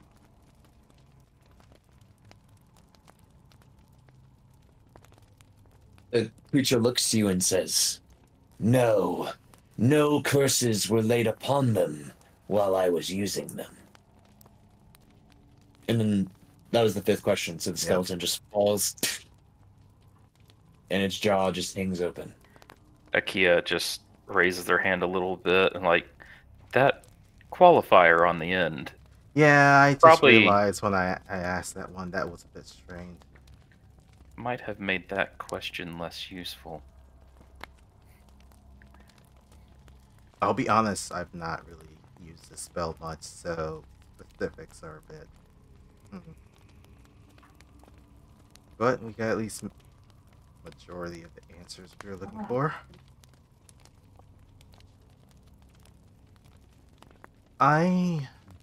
Looking at these carvings, I don't, or at least don't interpret that there's been anything malicious with this tribe. Akia very slowly reaches for the items. So he just sees you, he sees her hand and gives you a nod. Slowly picks up the pearl. Starts ritually casting Identify on it. And Alicia will tuck the skeleton back into a more restful position.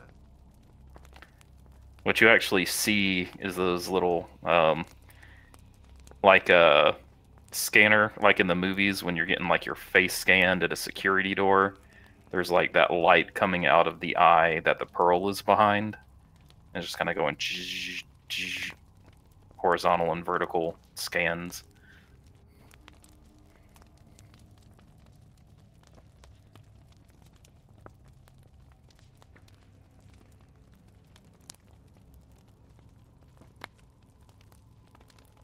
Very cool.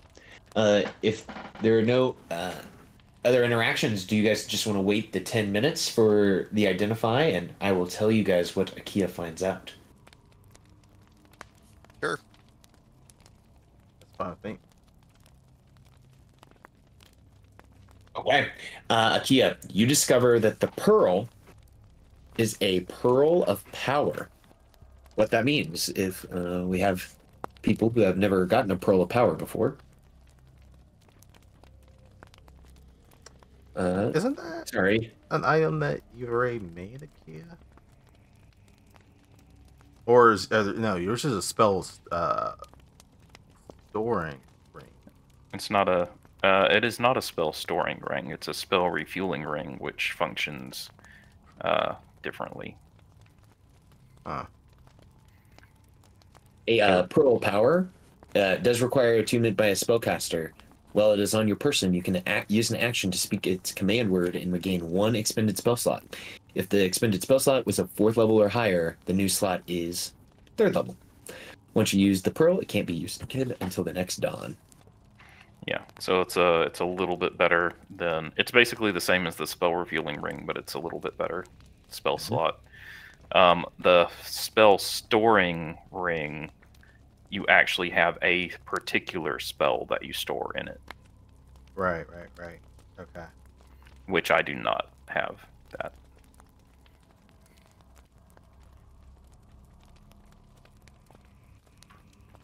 Like lets one person store a spell, let someone else use the spell, sort of thing. Yeah. Okay. So the pearl of power is pretty similar to refueling. Extremely similar. Yeah. It's just you wouldn't have you would be able to free up your what's I call it? Yeah, the infusion Yep. slot, but not the attunement slot. Yeah. Like I do not have a lot of attunement slots. You get more, I think, at later levels, but sidetracking on Artificer. Okay, Yeah. so Pearl of Power. The wand. Akia, you learn that this is a wand of the War Mage, +2. Oh, that's good. What that does, while holding this wand, you gain a bonus to spell attack rolls of +2. In addition, you ignore half cover while making a spell attack. It does require an attunement by a spell caster. Yeah, that would be extremely powerful for a caster, a full caster that makes attack rolls. Or basically 3/4 of the party.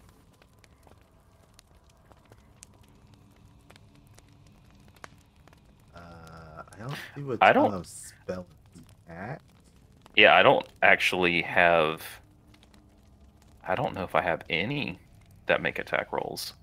I mean, I have some that make attack rolls, but I don't have any that make attack All right, rolls. so I guess it would be obvious that I would be the one to take it, but I I would was- have to give up one of my attunement slots because mine are all full right now. yeah, I was gonna say optimally it'd probably be best for Lotus. I have a couple of things that make attack rolls. Right, but so not a lot. So I guess it's like here. I'm definitely not giving up the Remoraz vial because I need that for helping. I can recharge my sorcery points between long rests, and I really like having the Amulet of Health because that bumps my Constitution for my HP and for concentrations checks. I could see if maybe one of you all wants the Shield Guardian Amulet.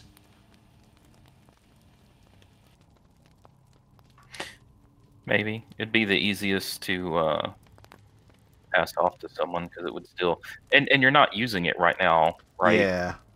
We don't have the shield guardian, so it's not really any useful at the moment. Basically, So- yeah, since we don't have like Shield Guardian with us, it's basically just taking up an attunement slot right now. So Mhm. yeah, we'd have to wait for the next long rest for me to unattune to it. But yeah, so Short rest. Yeah, short rest. Oh yeah, that's right, because we only need an hour. Okay, but yeah, so next time we do a short rest, we can go ahead and do that.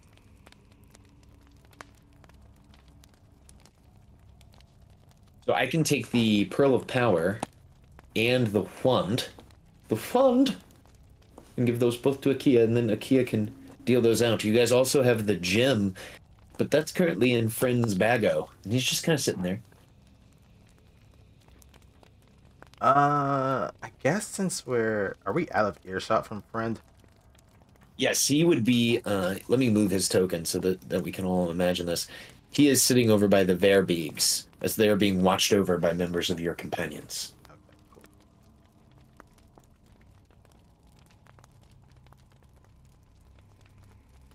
So, as a group, we are deciding that they are to be brought back to town, yes? To be brought before the citizens. Yes, and Kia, with their blessing, she says not really sure if it's the right word, but with their blessing, that I will try to argue with the townsfolk that since they are willing to confess to their crimes, that we give them some measure of leniency and bring them to Baldur's Gate to serve sentence there. Or, sorry, Revel's End. I don't know why that came to me there, but Revel's End to serve sentence there.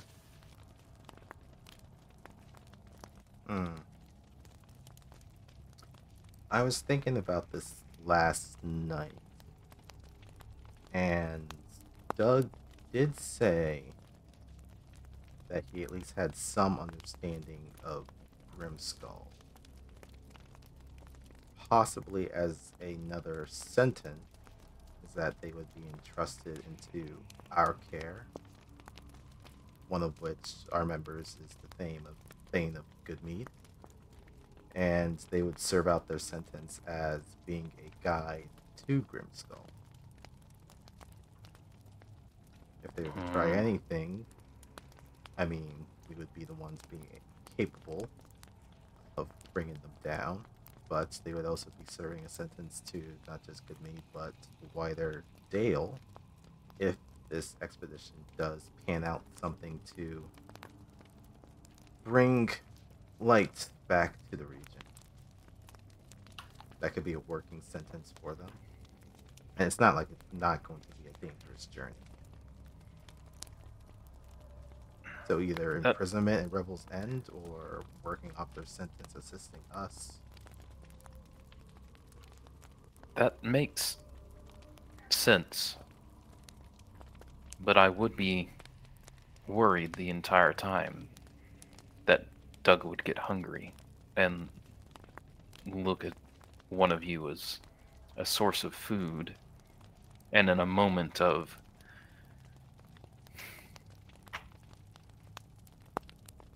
stupidity would attempt to eat one of you.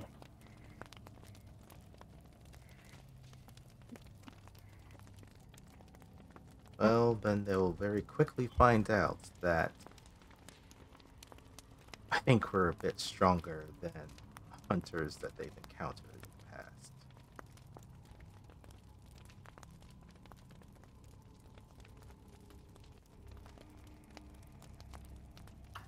You're definitely correct. It was just something I was thinking of last night. Certainly is a possibility, though, as I admitted to Gaiman, the bringing them to Revel's End isn't completely selfless, since, well, I have my own reasons for going there. I figured that was the case. And this gives you a little smile.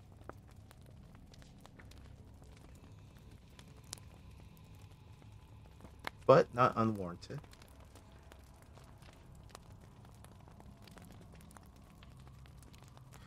But I guess first things first, all of this doesn't mean, pardon my language, doesn't mean shit unless the citizens agree to it.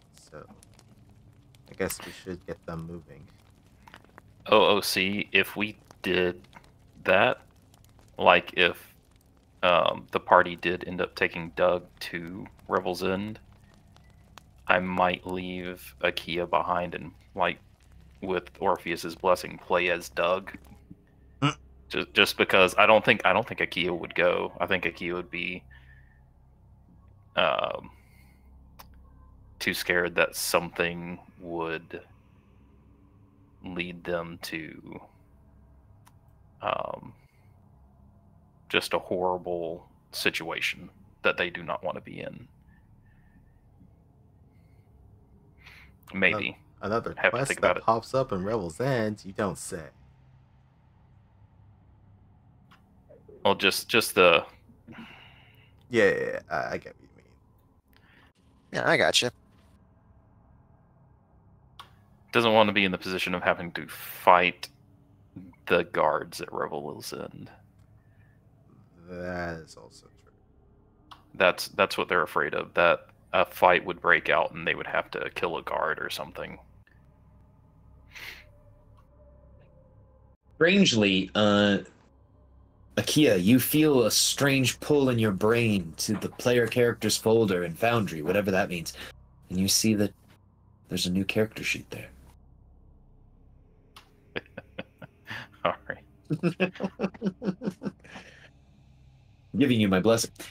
So, heroes, as you all have unveiled the secrets of this place, Friend and Doug look to Gog, and Gog will say to you all, to the heroes, as she's still smoking that long cigar that she started last night. Then our agreement is set, then. You'll take them to face their crimes, and guess I'll be safe. And you'll be seeking the most leniency that you can for them. As best as I can for you. I will promise you that. Would you like us to inform you of the outcome? If you say no, I've heard that that is a good way to always have hope. Either way. How would you let me know? Well, I can send you a... and she thinks for a moment how to say this without freaking her out. It's like, I can send you a message of sorts. She goes, ah. You cast spells and magic. Yes. Some Verbeeg are born with the ability to naturally control animals and speak with them. I am familiar with magics. And Lewis is just thinking to herself, is like, yes, the magic known as SMS text messaging.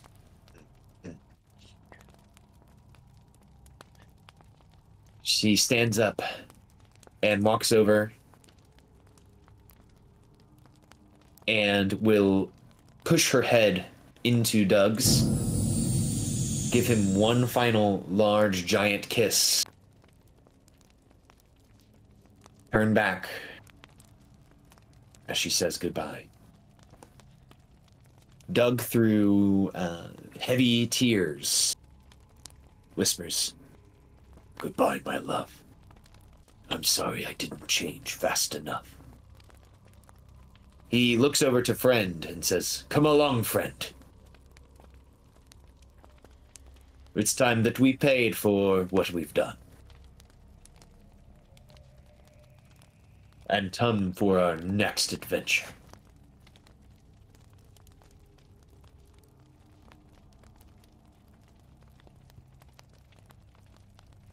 Friend will stand up, and they will stand close to one another, ready to go with you, as you have cowed these giants to follow your orders.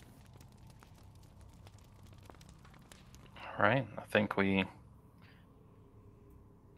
Yeah, I think I'm ready. Yep. I think during the trip, Lotus will just sort of be thinking over what she's going to say.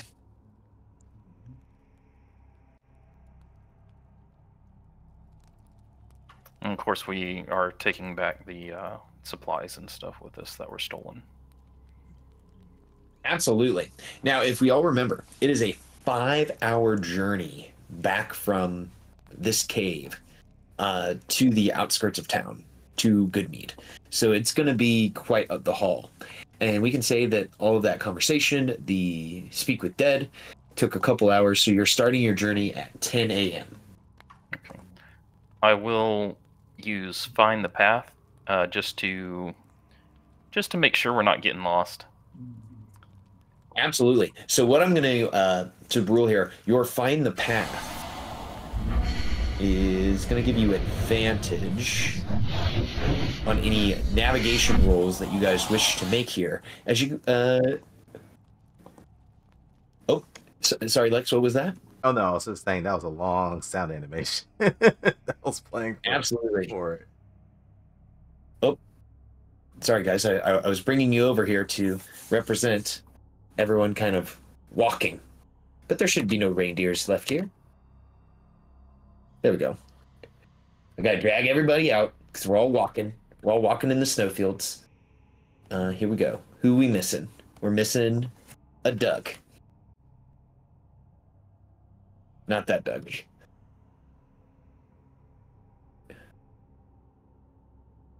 There we go. Just orienting my compass. One moment. Oh my gosh.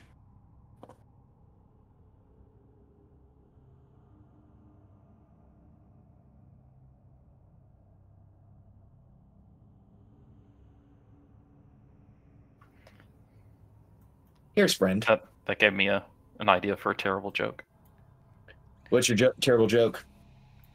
That's also what Akia calls his personal time. Orienting his compass. I would award you a point of DM inspiration, but I don't want to encourage that part of that type of behavior.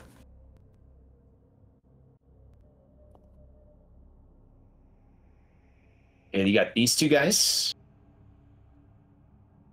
Of course, your companions. Oh, you don't need DM inspiration. I feel like if you guys were attacked by anything, it would be like insanity, because you've got not just the two giants with you. You've got you guys, you've got your companions, you've got, I think, 1,000 dogs. I mean, it would depend on what is attacking.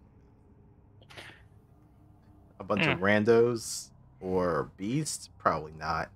Ancient white dragon? That is true. Or like something, a zombie army? Yeah. Something really stupid, or like a honey badger. Oh no, you guys don't want to fight the honey badger of Icewind Dale. It's the one thing you don't want to roll on the encounter table. And of course, Scarrett constantly reminding me that, hey, you only got so many days left. Hey, why am I hearing boss music right now? 1, 2, 3, 4, 5, 6, 7, 8, 9, 10, 11, 12, 13, 14, 15, 16, 17, 18, 19, 20, 21, 22, 23. Officially, 24 days is what Scarrick tells you. Man, I know I've been here for so long, but I'm still not used to these 10-day weeks.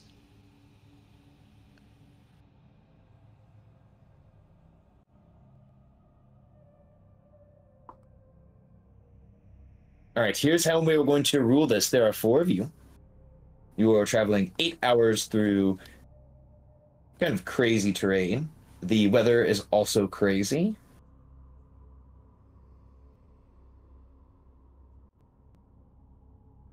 So we will just need 4 successful RP checks along the way. These are going to be done at advantage. The DC is 17 from Akia's usage of his spell to find the path. As you guys are traveling back to Goodmead. So I'm going to shift-click everyone.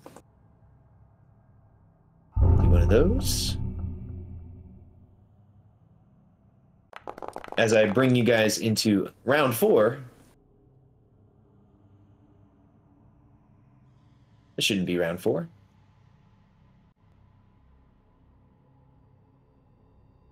There we go. I'll roll you all in. We'll begin. Guys, my dice are so big. I don't know why my dice look so big. Is everyone else's dice huge? No. That's what she said. Looks normal to me. Yeah. I'm sorry, Rufus. They're just average size. That's also what she said. I guess I should call a doctor. They've been big almost for 3 hours. But I mean, I can put some English on there. I mean, it gets the desired effect. I mean, we're pretty happy with how the dice roll. Oh, you know what it is? Not even making a joke here. I just looked at my dice so nice setting, and I turned up the size of my dice, guys. So that's on me. You know, you could always use accessories when you roll dice. You know, So you're using enhancements. Mm-hmm. Same. I was same, juicing. same. I was juicing. No. I said accessories, not enhancements. I was saying enhancements. So he's saying his dice aren't all natural. Well, he never claimed that his dice were natty. Well, Now- as we know, the best way to cheat at baseball and at dice is to not be natty.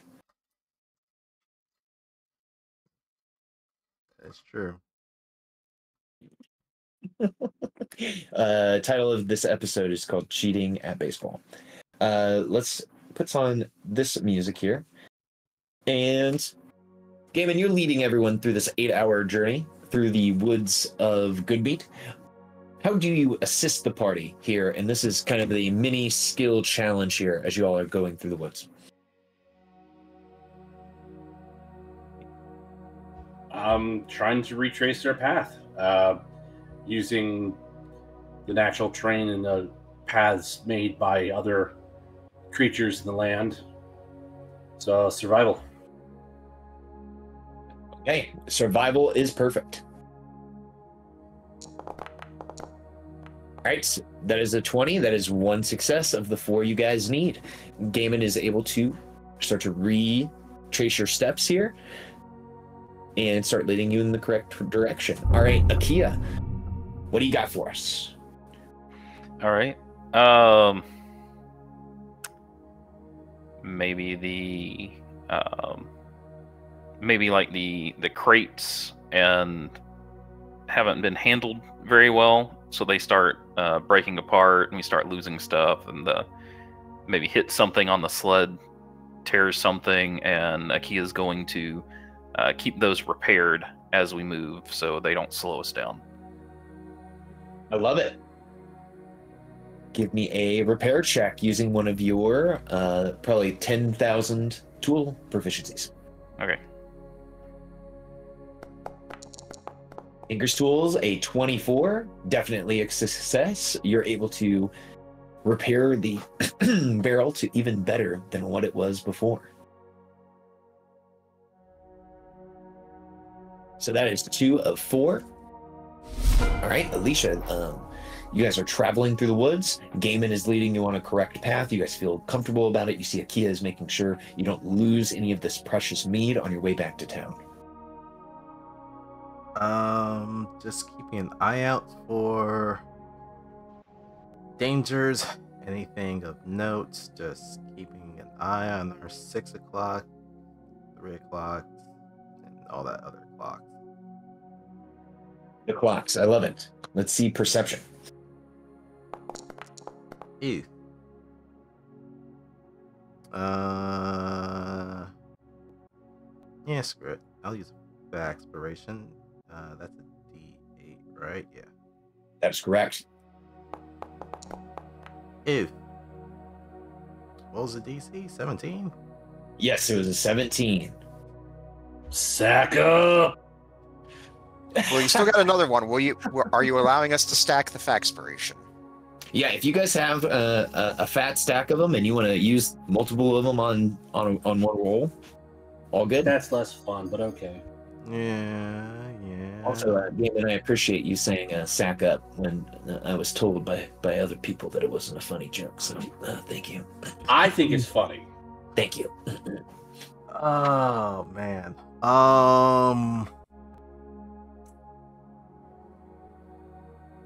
And I believe I've used sack up in both of my Crash games so far. I want to say, no, just one so far. I'll succeed at a cost. I'll keep my other Faxpiration.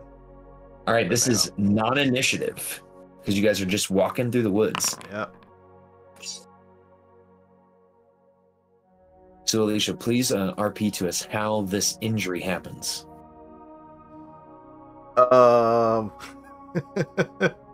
Alicia is kind of close to what Akia just put down. It's kind of looking around, making sure that we're not going to be beset by any type of enemies or foes or anything like that. Doesn't pay attention to the branch that is in front of them. Knocks into it with their shin, trips over, and it's just like the Peter Griffin meme where he's just holding his shin and he's just like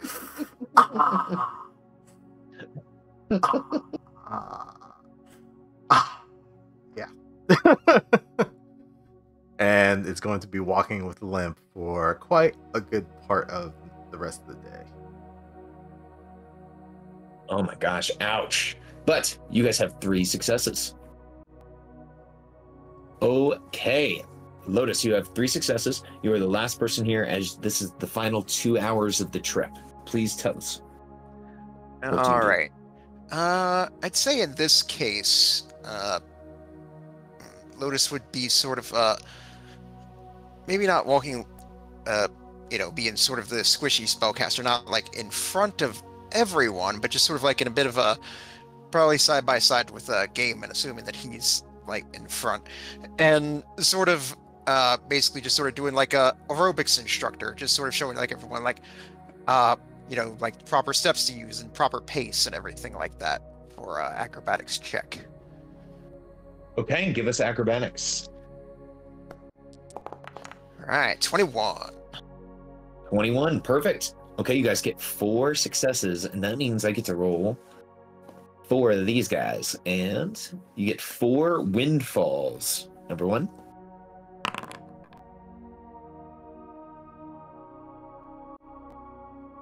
So we'll have to repurpose that because you guys might all have an inspiration, and it feels bad that if you roll on this, you don't have an inspiration. Does anyone not have an inspo? Do you have an inspo? Yes. I do not. I have 1. I'm going to rewrite this one to just increase your DM inspiration stack by 1.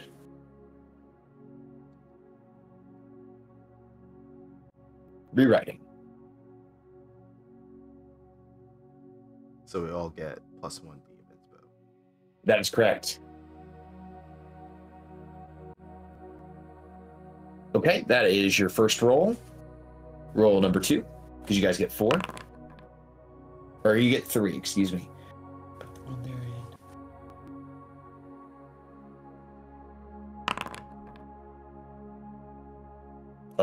Oh, that's a good one. That's a good one. So until your next travel, you guys have a nat 20 that you guys can use on something. Okay. So as you guys are traveling, you also learn an interesting or useful fact. I'm going to move some of the onus of this onto y'all.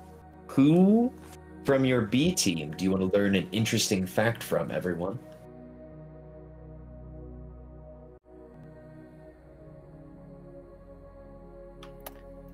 I would vote for our IKEA 11.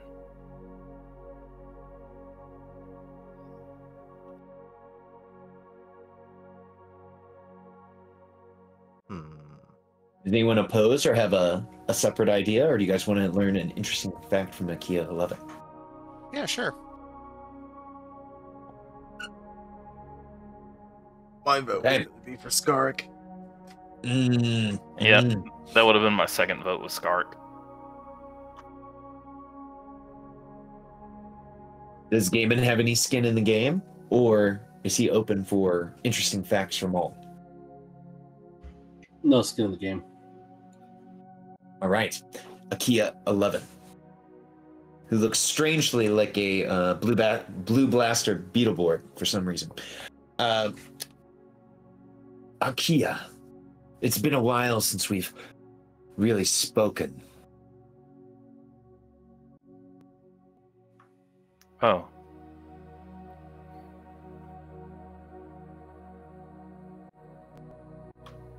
I suppose it has.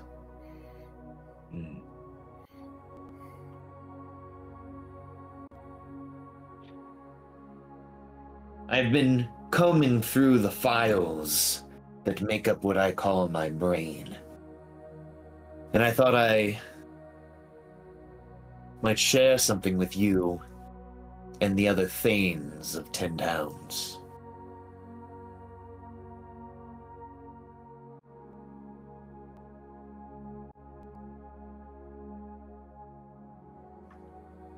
Okay.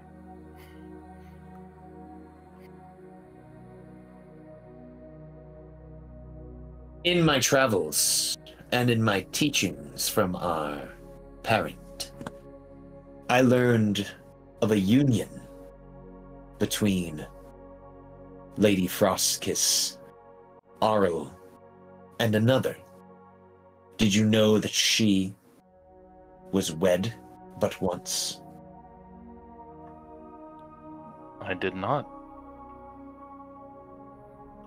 She was wed to another deity, the god of the frost giants, Rime.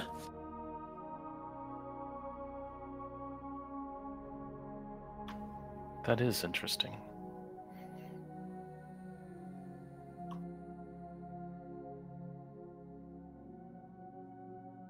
What is unknown is if they still are wed, or if they bared any children from their union.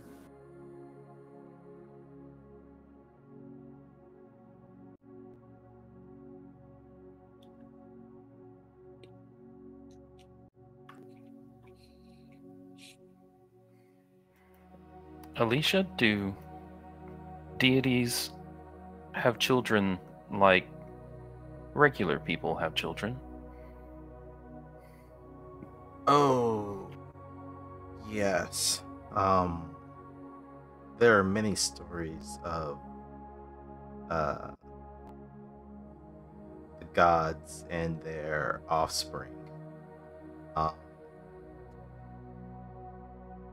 Some of those with other gods, some with mortals, some that go on to do other great things, and others that do terrible things. It runs the gamut, just like humans.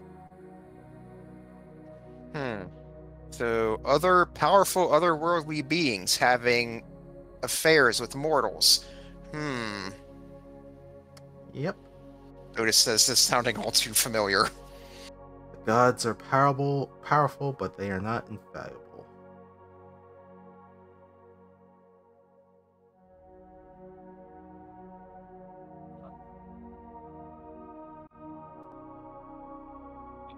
I'm glad that I've shared the information. Maybe it will come up at some point as useful. Thank you, number 11. Thank you for listening, number 13.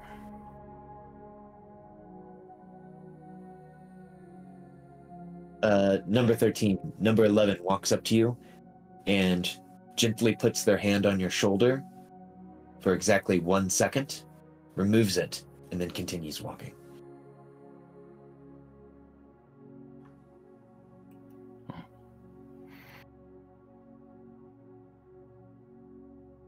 And with that, you all emerge out of the woods, unless there was anything during the travel time that you guys wish to speak about.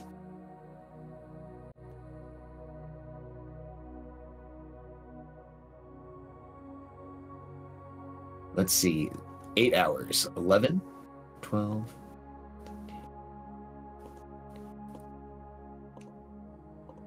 So you guys are looking at right at 6:15 p.m. when you emerge from the woods.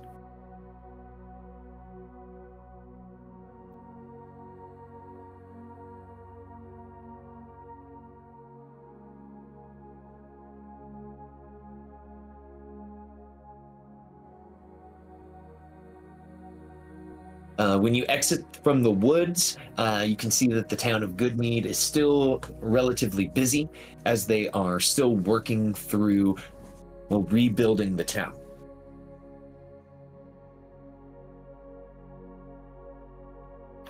We should attempt to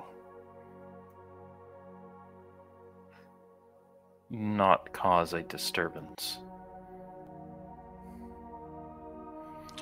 Well, considering we have 2 giants with us, I think that's going to be very difficult. Yes, that is why I bring it up. Someone has signed out of Discord.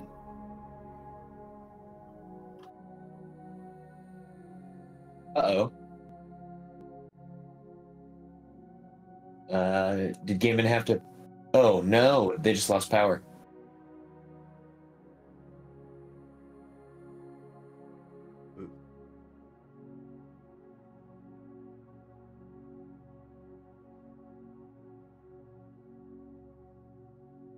Well, hopefully their power comes back online soon. As you exit from the woods,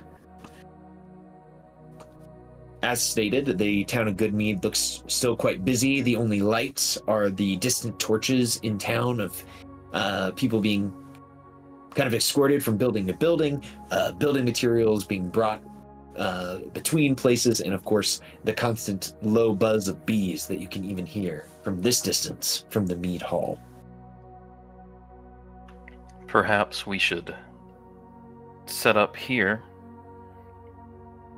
and I'll go announce our return.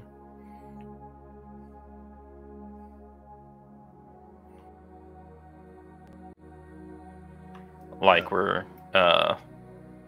we'll be like over here or something behind this row of trees, and we can just kind of leave our sleds and the Verbeeg and most of the party there while Akia goes and gets the gets Fef. All right.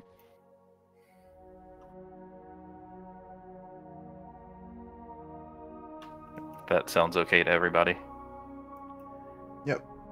All right, that's what Akia will do. They'll go into town and get Fef. Okay. And explain the situation.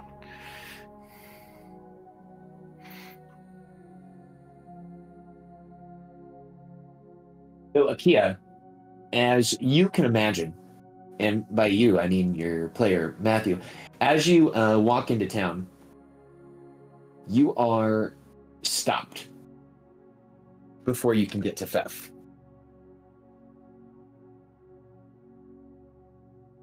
You are stopped by a human female here in the city of Goodmead.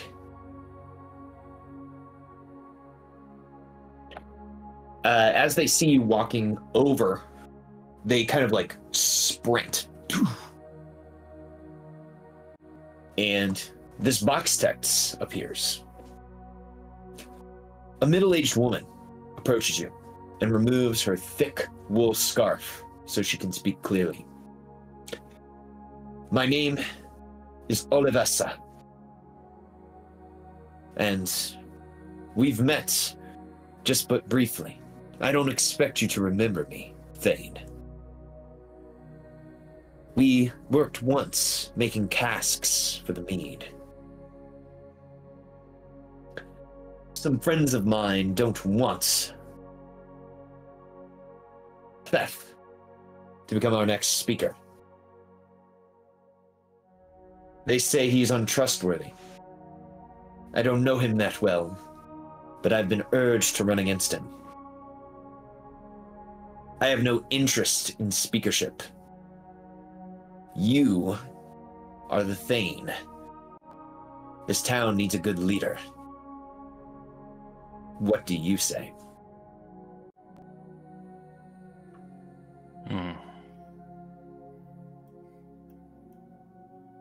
Well, I have heard that people that do not wish to be leaders tend to be the best, but I would not force that upon anyone. I don't know Feth very well, so I cannot speak to his character. Any interactions that you've had with him that would make you question his ability to lead?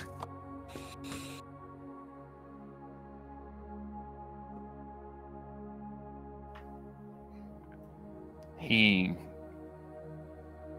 has not interacted with me, but once I saw him scared of a battlefield. And that was about it.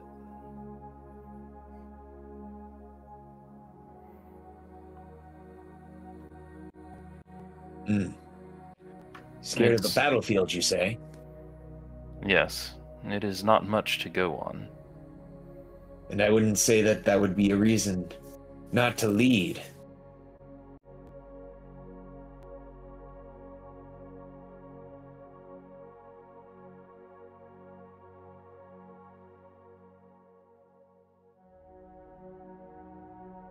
How long has Feth been acting speaker?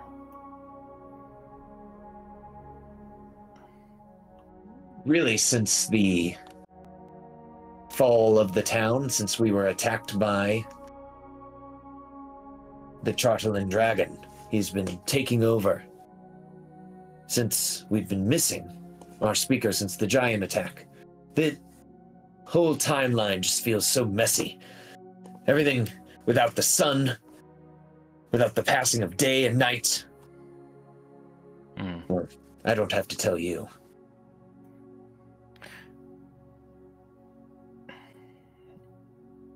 How opposed to being speaker are you? Well, if it tells you anything about me, I'm not afraid of a battlefield.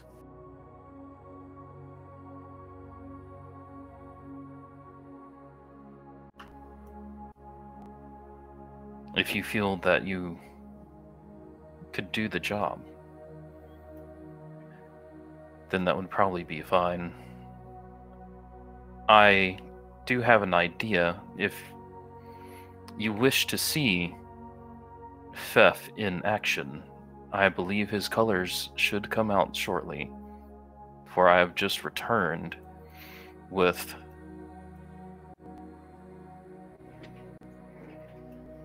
well, a very interesting situation. And the way Feth handles it should be telling. Well, I'm excited to see it, because the thing that I care most about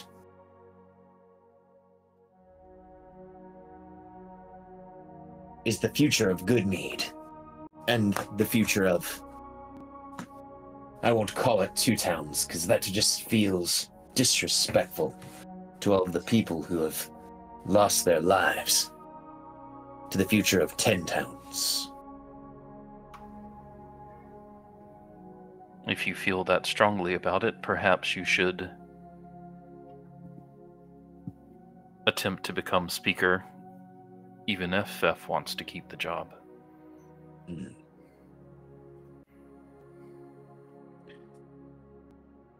Then I would ask you a favor. I'll hear you out. Would you, as Thane, and the other Thanes, call for an election? Or something of that sort to get this ball rolling?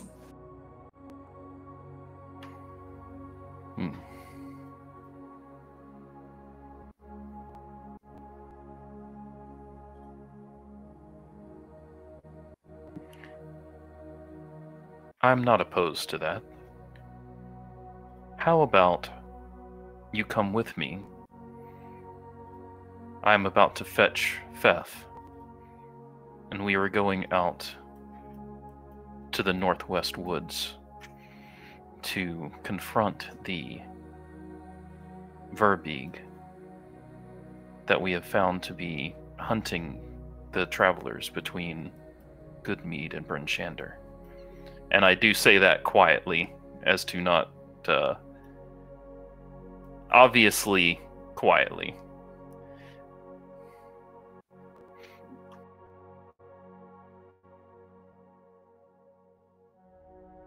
She nods. I'll come with you. I want to see the murderer myself.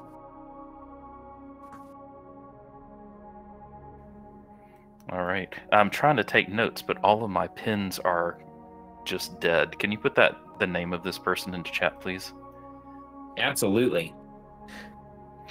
Do I remember this person? I have a feat for it, but it might have been more than 30 days since I've seen them. I was going to say, give me a history check. DC is not very high.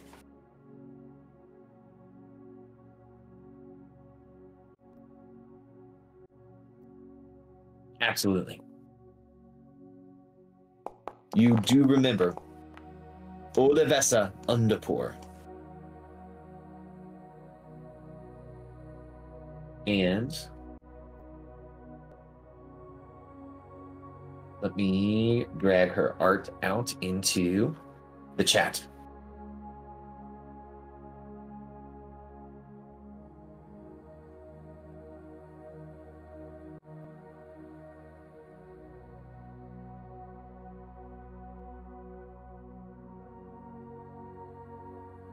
So she is just following behind you as you are leading the way.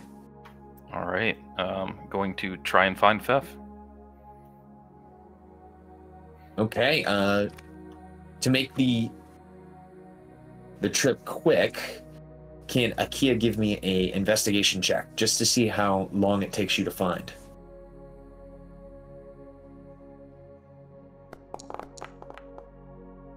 Bam! Hot dice. Hot dice. I'm going to say it takes you no more than 15 minutes to find Fef. It's a small town. Yeah. And remind me, y'all, because for some reason this is escaping me. You guys did not buy the fox from him. We did not. Okay. So you find Fef. His fox trap that he had kind of thrown over his back is now empty. Fef, please come with me. Oh, I've been telling everyone what we saw out there in the woods, the grisly scene, the hunters slain, the giant footprints. Okay, please come with me. We're not going to go back out into the woods, are we? A little ways, yes. Oh, and you'll all still be there, right?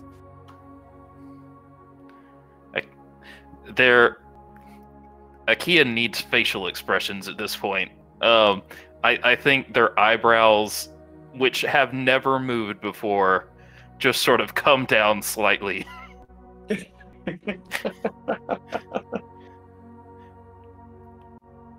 There's just a creaking metal grating sound as these eyebrows that have never been used come down. yes, we will all be there. Please come quickly. All right, I'll come right along.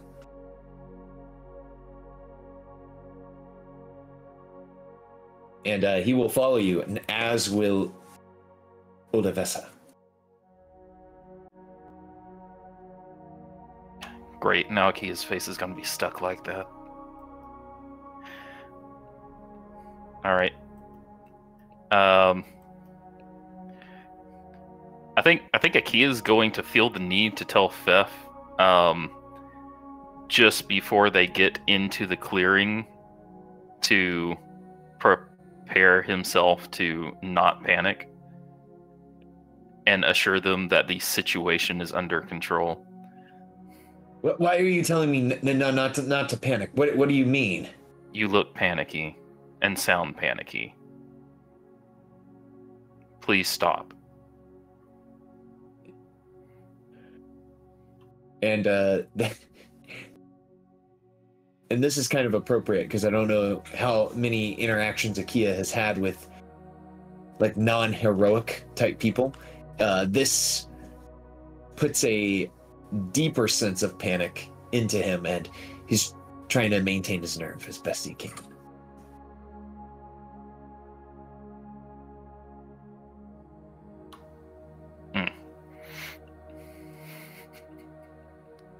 While this interaction is happening, is anything happening back in the woods with the others?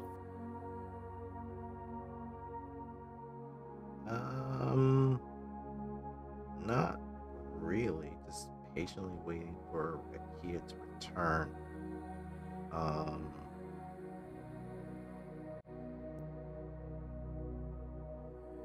Yeah, I don't really have anything. Okay. Then, I'd say for Ludus, she's probably just sort of like flashing back to like that one time before like big debate where like she's like she was feeling really nervous, and then her best friend Diamante just said like, look, if you're it's like how do I get over my nerves? And Diamante's tone's like, well, just imagine everyone in their underwear. And I'm like, how's that supposed to make me less nervous?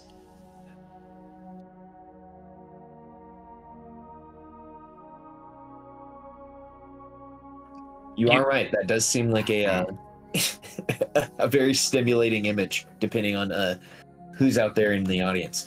And then she looks over at Watto, and it's just like, and then just quickly looks away. Baka, someone yells out in the distance. So, everyone, you see Akia walk closer and closer to you with Fef, but also someone else, a human female. Appears to be about middle-aged with a woolen scarf drawn around their throat. Fef, are you sure you're okay? I'm fine. I'm fine, I think. And oh, as he sees the two giants. Are those the murderers? Yes. We have captured them. And you see that he has kind of gone into full catatonic shock at the moment, and is just holding his mouth open and just pointing and as he looks over towards the giants. The opposite of course is happening with Olivessa as she stares over at the two creatures that you have brought into, well, the outreaches of Goodmead. Is something wrong with him? He seems to be going through shock.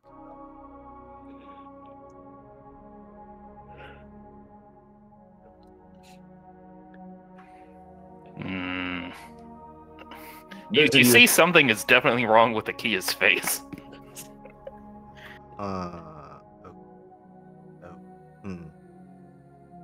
Okay.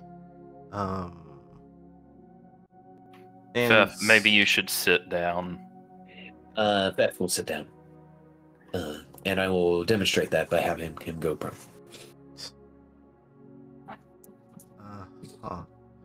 And,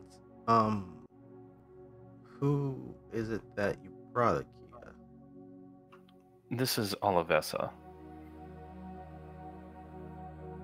Like that's a complete explanation.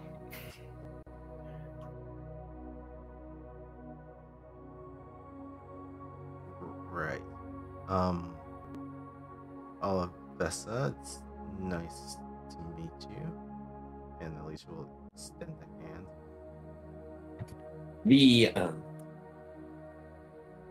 woman will extend her hand forward and shake it and say, Olivessa Underpour. I'm a cask maker in the city of Goodmead. I caught your friend Akia here as they were coming into town. Many of my friends in the city of Goodmead, those that are left, do not wish for that one sitting in the snow to still be our acting speaker.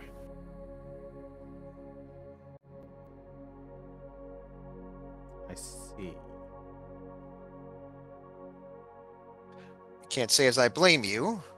I don't mean to insult the man, but he certainly doesn't exude the confidence of leadership.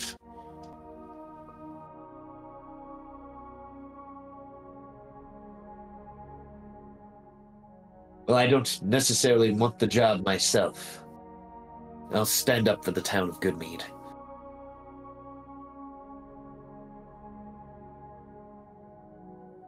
Well, sometimes you have to take the task upon yourself to get things done. But in any case, well,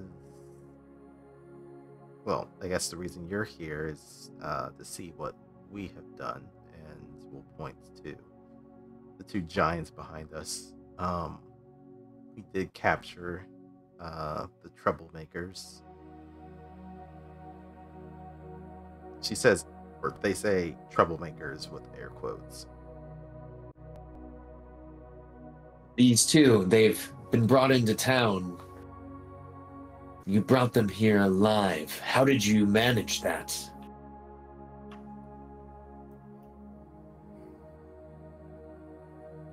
With carefulness and caution. And, well, a little bit of negotiation. I see. Not many of the town folk are going to be willing to allow these giants to just come out scot-free. And you can see, as you guys look at her, if you have training in perception or insight or anything, Yes. that she's squeezing her hands, which she's got mittens on, but if she didn't, that anime thing that would happen where she's squeezing her fingernails into her palms and blood would be dripping out onto the snow, thinking of all of the people that these two have killed. Our intention is not for them to go free. We just worry that the townsfolk will let their somewhat understandable lust for revenge get the better of them, instead of wanting to see proper justice done.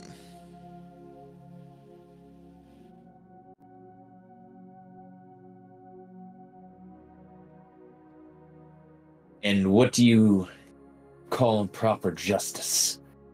Just so that I know. Very well. I would propose that we escort them to Revel's End, where they are to serve a sentence as the board there would see fit.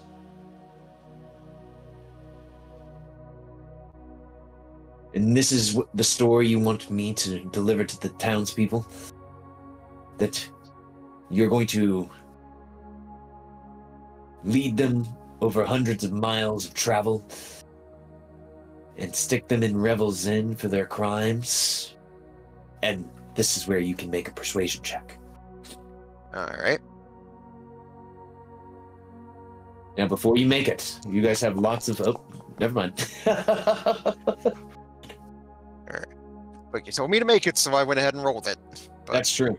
all right, I'll go ahead and, since I get the feeling 14 is not going to be quite good enough, I'll go ahead and spend a Faxpiration here. Yeah, because we do have that, if you use it, And I will spend a second one. that instant nat 20.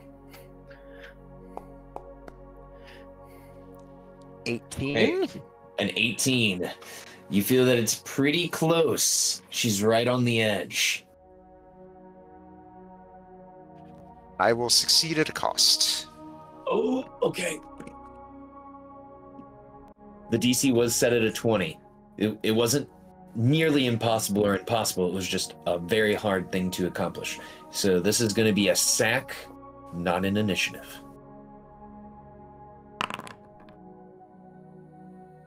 Okay. She looks at you with a glare that Lotus knows all too well. It's that big sister Sundare type stare that you would get from the other high school girls that would always just leave you feeling, ugh. And she says, "Your plan is sound, and it's reasonable. I will back this play. Akia has said that he would back my play for speakership. If I were to receive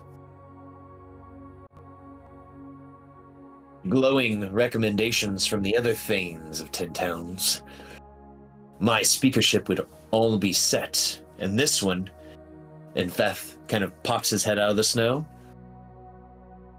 "would be all but cooked." Well, if Akia feels that your knowledge and experience makes you a good fit for the position, that is good enough for me.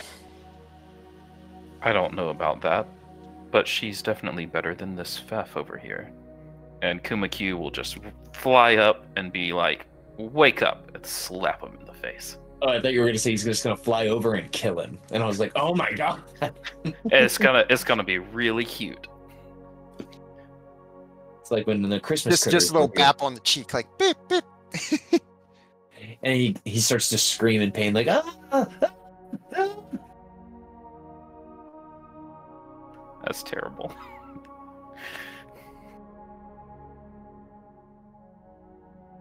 So we just see Kumaku just beating on this man with his Kumaku prowess as Vessa will shake her head to say, "I'm glad that we've made accords.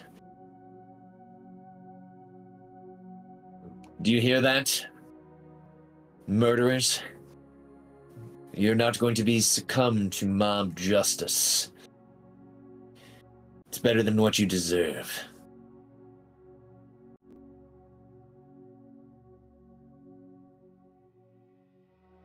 Now, I know that David Gaiman's player, you just got back not too long ago. Does Gaiman have anything that they want to toss into this conversation as this kind of winding down?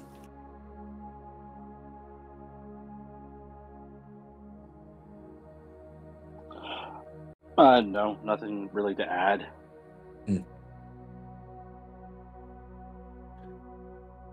Well, the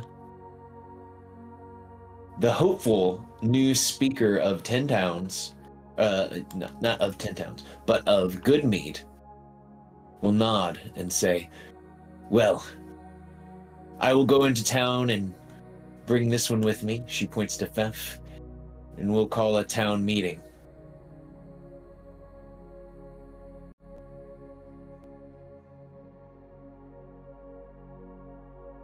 And Feth just looks at her kind of terrified, and they will begin to walk down to call a town meeting so that however you guys want to address the town, you can make that happen.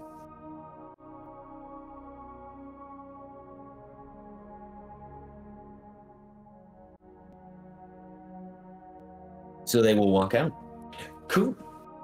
Which sets us up very well for our next session, so I can take us to the start page.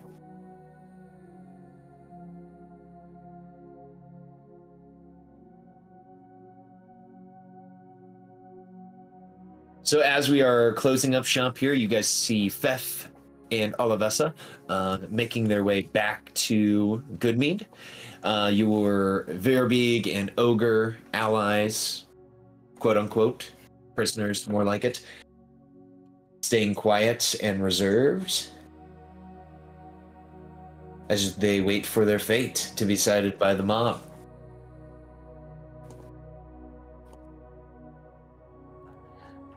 All right. Well, team, I had a lot of fun this session. I know we just had a lot of RP. We had a lot of magical item discovery. This was really fun for me. And like I said at the beginning of the stream, this just always helps me feel just so relaxed and just so good to hang out with you gentlemen. So thank you once again. Thank you. Thank you guys. Yeah, So it's gonna be with y'all too. so next week is, looking at the calendar, Well, April 12th, and I don't have anything going on. Does anyone have anything going on that will prevent them from playing, or that we need to make alternative plans around? That should be good. For I don't have a problem with the 12th, but the following Friday I will not be available. that's right, for 420 or 419, I should say. just a day before. We'll be traveling to visit family, so yes, I will not be partaking in said event. Now I need to do this, and then for making Doug into a player character, which may kind of show my hand and how I'm thinking of things. Akia, do you need a D&D Beyond with all of the content shared to you to make him into a player character?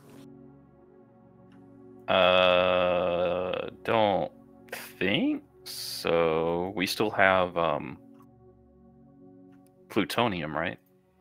Oh, yeah, blah, blah, blah, blah, blah, blah, blah, blah, blah, blah, blah, blah. No, we don't use anything like that. What are you talking about? Oh, okay. Yes. So we will go ahead and cut the stream off there, and we will say hi to everyone this week. And I had a great time with you guys this week. I hope to see you guys here soon. Thanks for running. Much appreciated. My pleasure. And thanks everyone for tuning in. Catch you next time.